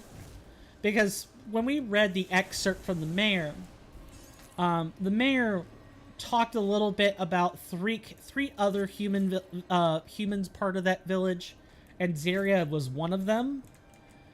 And I don't think we're going to get much. For pet builds, 2 skill bars is hardly enough. I had to give up for some skills. Wait. Why would that be the case? Can you literally command your pet's own attack abilities? I know you can change their, their affinity or attitude toward enemies. I know you can make them hostile or, you know, passive, but, can you actually, like, command the pets to do something specific? If so, I'm gonna feel like a freaking idiot for my own pet build, because I kind of just set the pets and forget them, and like focus on the 1 or 2 ability to weaken your enemies, buff your pets. Okay, so that's what you mean, not the pets themselves, but what you do alongside them. Okay, then my thought process was right. Good to know. We've already picked up the first page, which is good. We will take just a moment to read that. Everything is proceeding as the Blood Lord had intended. I'm keeping one eye on my environment so I don't get ambushed. I've actually died reading lore before, and it sucks. My year-long employment as the town's apothecary has earned me the people's trust, and I am now in the perfect position to spread our cause. And for those who refuse to listen to reason, who refuse to embrace the truth that is Chthon, my position as healer has made it an easy thing to take life without arousing suspicion. A little bit of powder from the Asterkar nightshade root mixed in with a prescription will put anyone to sleep for hours. After that is a simple matter of retrieving the dissenter and perform the required observances. With each person we return to Chthon, I carve his sigil in their flesh. For me, it is the most important step in the early stages of the draining ritual. The blood drains quickly from a slit across the carotid artery. Damn, woman, you're getting specific. And drains into the specially prepared oak casks that the carpenter, another blessed by the Blood Lord with this task, prepares for me. Not as nice as the glass vessels we have been preparing, but much easier to hide suspicion. The body is stored in a second barrel, weighed down with stones, and then sunk to the bottom of the lake. Nearly every death over the last year has added to our tribute, with no suspicion falling upon us. But now, with the servants of the false gods arriving at the capital and spreading havoc across the empire, our time has finally arrived to reveal ourselves from the shadows and usher humanity into the end times. All shall receive the gift of reunification. Zeria, Apothecary of Dark Vale. There we have it, folks. So, this individual, named Zeria, was a chthonic cultist the whole time, which makes the disappearing people and the fact that the seamstress and the drunk were probably also involved on it. After all, they disappeared without a trace and were presumably alive when they disappeared from the town. Yeah, I think you can guess who or what was cooperating with Zeria in order to make... Oh, jeez. In order to make the chthonic dream a reality. Yeah, the mayor was right to be scared, and he should have followed his impulses further. Who talks about blood sacrifices? Seriously. Only people who believe in religions of old would do that. And I mean really old religions. You'd have to be... Oh, don't gut me for saying this. A lot of the South American pantheistic spiritual beliefs at the time, before the Spanish conquerors came in and, you know, put an end to that, as unfortunate as that series of conquests was, human bloodletting and sacrifice were rather common. People would often lose limbs to appease the gods, and they did so happily. Why? Well, their god asked them to do it. Their rulers asked them to do it, who were supposed to be gifted with vision from the gods themselves. You listened to them. People in that era hardly questioned religious texts. And it makes sense. I don't belittle anyone for that. But it is gruesome stuff. It's part of human history. Yep, that causes problem to people as well. Sickness and all. Exactly. These days, I think people in this world would be pretty happy, this world being Cairn, if, you know, the worst of the issues were ideological divides between people. Actually living in a world where magic exists, and the gods really do have some amount of say in what people do or don't do, would be a frightening aspect to most people. At least the ones I come in contact with. I shouldn't say most people. I should say the people I've come into contact with. Who I would say are generally spiritual, but not necessarily religious. Where did you get those legendary items? Oh, like the Mark of the Overlord? Those are random drops. I sometimes just get those. The Grimace settings also crank up the loot for some weird reason. Yeah, they started dropping once I hit, like, level 60. They aren't a common occurrence. I meant your items. Oh, my specific items? Those come from the NCFF Blacksmith. Most of them do anyway, with a couple of exceptions. The Dread Mask of Gurgoth, I do think it was a random drop. But Nebulous, Tome of the Arcane Wastes... No, I'm sorry. The Tome of the Arcane Wastes is a Grim Dawn item. But Hoon Support, Oeo's Courage, Tez Dream, all of those come from the NCFF Blacksmith. There's a very specific set that Scintilists get later on, like at levels 60 through 75, that are very specifically tailored to them. It's actually, what, 351? I did say I was going to demonstrate the build. They drop when you're near 50? Gotcha. I think I also, like, repaired the bridge south of Devil's Crossing. and after I collected that legendary item there, they did start dropping in greater frequency. And by greater frequency, I mean like 2% more likely. It wasn't much. Just the occasional item. And only sometimes do I now get them. Which is fine by me. I mean, the more legendary items that drop, the more I can break them down for tokens. And legendary tokens make our allow me to trade in these epic items for legendary items. The bathhouse.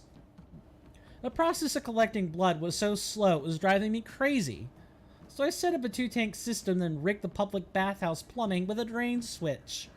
Now we could drain the water from the tubs back into the water tank, but when I flip the switch, the drain will go into the second tank where the blood can then be stored. However, the pulley system with hooks was the crowning accomplishment. It hides out of sight when not in use, but when we are ready for sacrifices. Zaria's provided me with nightshade root to dissolve in the bath salts. Combined with the hot water, it should lull our guests to sleep. Then we drain the water, perform the rites, flip the switch, and collect the offerings without spilling a single drop. Goodness, it took some effort, but I am proud of what I have set up. It is the first step to mass collections and will speed up the process. I cannot wait to tell the others. Good lord, the level of detail. Well, I mean, I guess it's good to find those journals now rather than... It would have been nice to have bumped into them earlier before the Grim Dawn, but sometimes you gotta take what you can get. Let's... I am really at an impasse. We're gonna get this shrine, and then okay, there's Zaria. I was about to say I wondered if Zaria was nearby, but we can totally just turbo her to death. And I think clearing up the shrine, killing Zaria, reading her note, and then going back and previewing gear for a few minutes will make things... will be a great way to conclude the stream. As it is we do have approximately 6 minutes left together. Devotion point. Last goes into this constellation there. Alright. Let's crack open a rift. Oh, that frost bomb radius is massive. Yup. That's 11 points for you. I think I have a ring or an item somewhere that boosts all skills by 1. Yeah, it's the tome. The tome boosts the skills by 1. And the frost blast is just... And a 41% chance to freeze for 2 seconds is not half bad. But really what I like more about it than anything else is like the space control. I like the fact that I could just kind of set it up, let it explode, or, you know, have time to set up the storm crystals. And then by the time they explode, I already have 2 of the crystals set up, which helps with single target a lot. Again, this assumes that I fight enemies that don't like to walk over the frost or ice bomb. The bosses routinely like to do that. And in those cases, I don't bother with the ice bomb except to control space for any adds that are summoned. I kind of have a working system. So now that we're level 70, what I'm going to do... first, we're going to pull out our dynamite. Realize it's not enough. I won't make us sit through breaking down all of these. I tend to like to do that off camera. Instead, I'm going to do is open up the NCFF Blacksmith and the Grim Dawn Legendary Blacksmith and the Grim Quest Legendary Blacksmith, as well as the Grim Quest regular blacksmith, as this is where I get the Tempest Insignia from, if I remember correctly. So at level 70, I think 75 is when the Transcendent Relics become of it. Not the Transcendent Relics, the Mythical Relics. Nope, wrong blacksmith. It's this one over here. I actually don't recommend the NCFF blacksmith relics. Simply because a lot of them are just straight up stat conversions or damage conversions. For example, if I wanted to, I could build Lightning Fury. Like, this is a correct call I could make. Resistance. I most certainly... Take a look at that, actually. This actually would be acid and poison. Or, wow. Resist. So if I look here through the legs, I don't have anything epic or legendary. Gosh darn it, it's legendary. I always assume purples are epic, but that's wrong. I'm used to other games where they call it epic. Okay. So that means I would have to trade out... Well, I don't know. We don't actually get... This sets fire damage anyway. Let's see. Let's look at the legendary vendor and figure out what I could do that has acid or poison resist. Pants. Specifically pants. I'll probably end up doing most of this off camera if anything. And then the next time we stream, next Friday, I'll go over what I've changed, if anything. And I hope I am, like, sorting it by the right parameter. It should be acid resist, right? Poison and acid resist. Okay. Except... Alright. I don't think it mattered which one I typed in, if I'm being perfectly honest with you. Feet. Seriously? No pants? No pants. I guess I'm sifting for too many resistances at once. Alright, we got some results. Or maybe I looked for pants instead of legs. Hold on. Symbol. Remember, I'm looking for legs, not... Okay, now. Yeah, alright, we got it. Elemental resistance is fire, frost, or... I'm sorry, fire, cold, and electricity, so no. Those don't work. Poison and acid resistance. It would be the Hellforged leg plates. Okay. Or the leggings of arc... Nope, we don't have enough physique for that. Okay. So we would have to boost our physique an incredible amount to get that. To switch pants entirely. What I might do instead, until we can get the potion that resets our stats... Because that will be the game plan, right? Is to reset the stat allocations. Is we're going to change out the component. I think our armor and armor absorption is fine. We probably don't need that. We really need the acid resist. Badly. So let's see what we have. So out of our options... Oh, you have DLCs? Yep. Yep, the Ashes of Malmoth and the Forgotten Gods and the Crucible. I have all three. I just don't want to do the DLCs yet because we haven't completed the main game yet. Like, I'm wanting to go in order as the games and DLCs came out. I like chronological order. What can I say?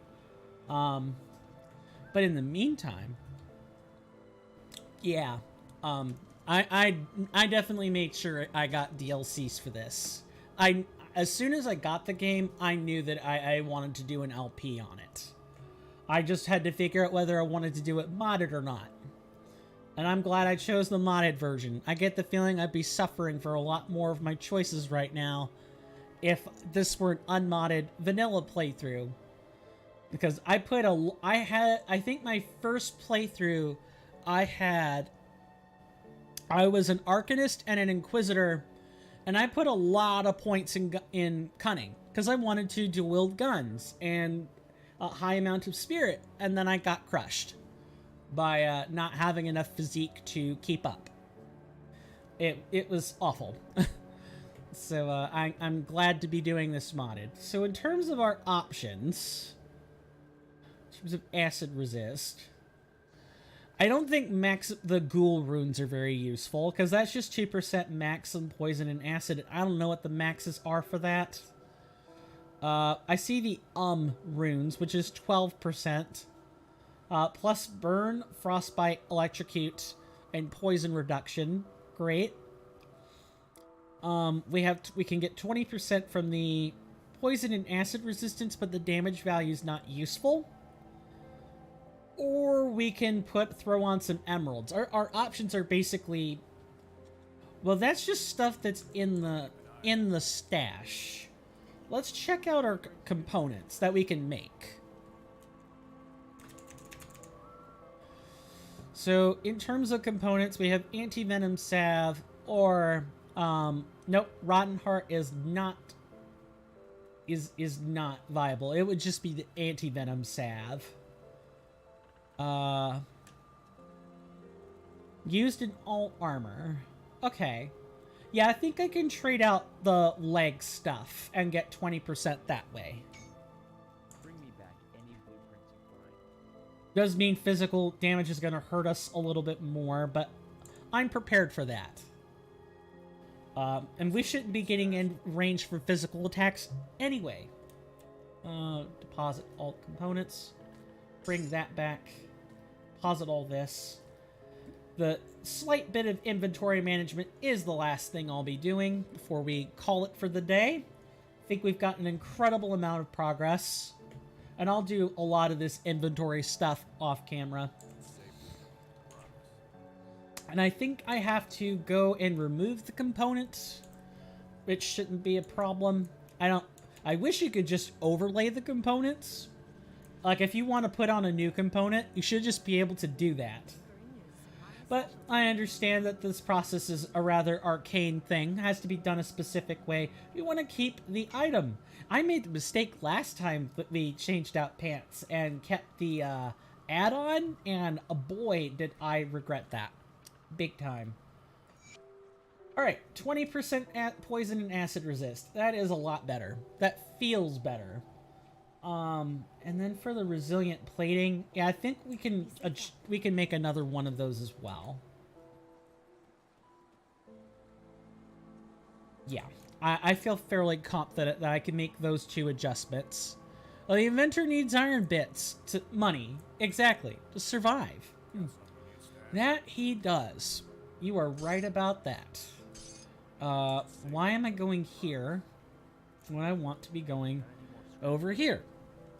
And for the record, folks, I had to learn this the hard way.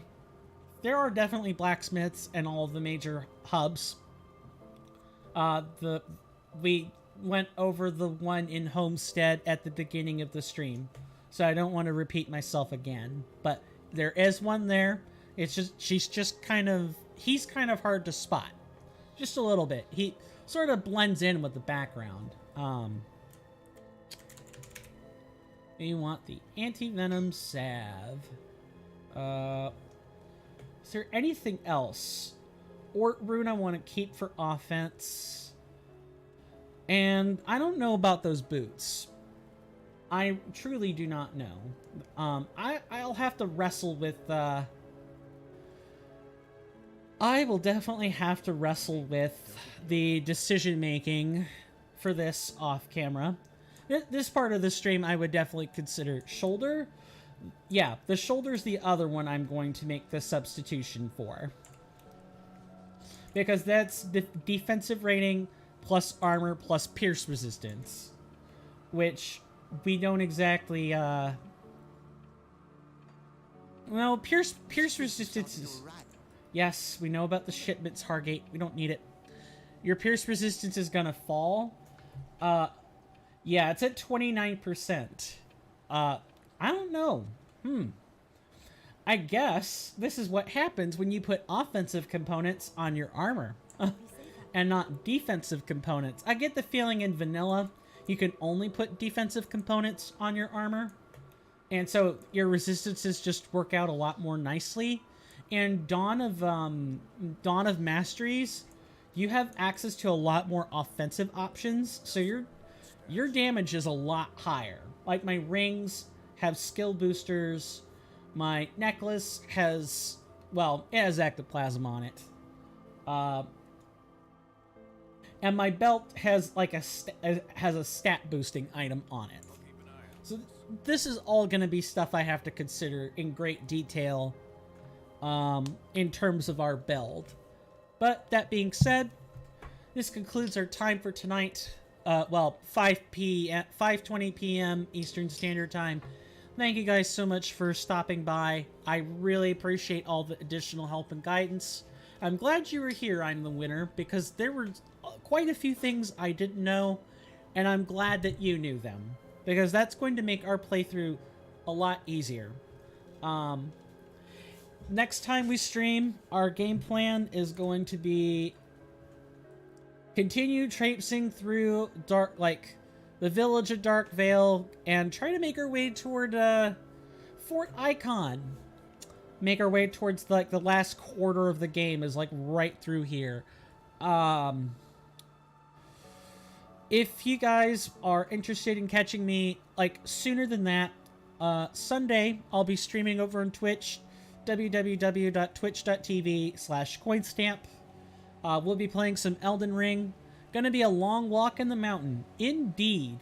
I've played up to the Astrakarn Mountains, and it kind of feels like you're back at the segment of the game where you pass through Twin Falls, and you're just kind of wondering. Like, you know where you're going, but you have a lot of things you can do before then. That walk through Astrakarn kind of feels like that, to me. That's about how far I've played up. Yeah, on Twitch, Sunday will be, 2 days from now, we'll be playing Elden Ring Reforged, and I will probably have a special debate section that is occurring before the gameplay. So if you guys want to be there for that, go check out the Twitch page. If you guys don't want to miss any more content, or miss any content, feel free to hit the subscribe button. Zap that bell for me. Shock it just a little bit. That way you don't miss the content. Of course, you're not obligated to do that. The likes help more than the subs do. Sharing it with your friends helps a lot. Those are nice, easy, free ways to support the content. I try to do this every Friday. And I think that's where I'll leave it. The rest of what you guys may or may not be interested in is going to be in the description of the video. Go check that out. Because I've shilled already, and I'm 10 minutes overdue. See you again, sir. Thank you again for stopping by. I'm the winner. We'll see you again soon, sir. Next week. Or sooner than that. Up to you. But my name is Coin, or Swirling Vortex, or Steven. You can call me any one of those three. And this has been another episode of Grim Dawn, Dawn of Masteries. And with that, you guys are welcome in my halls anytime. Stay safe out there. Take care, and bye-bye.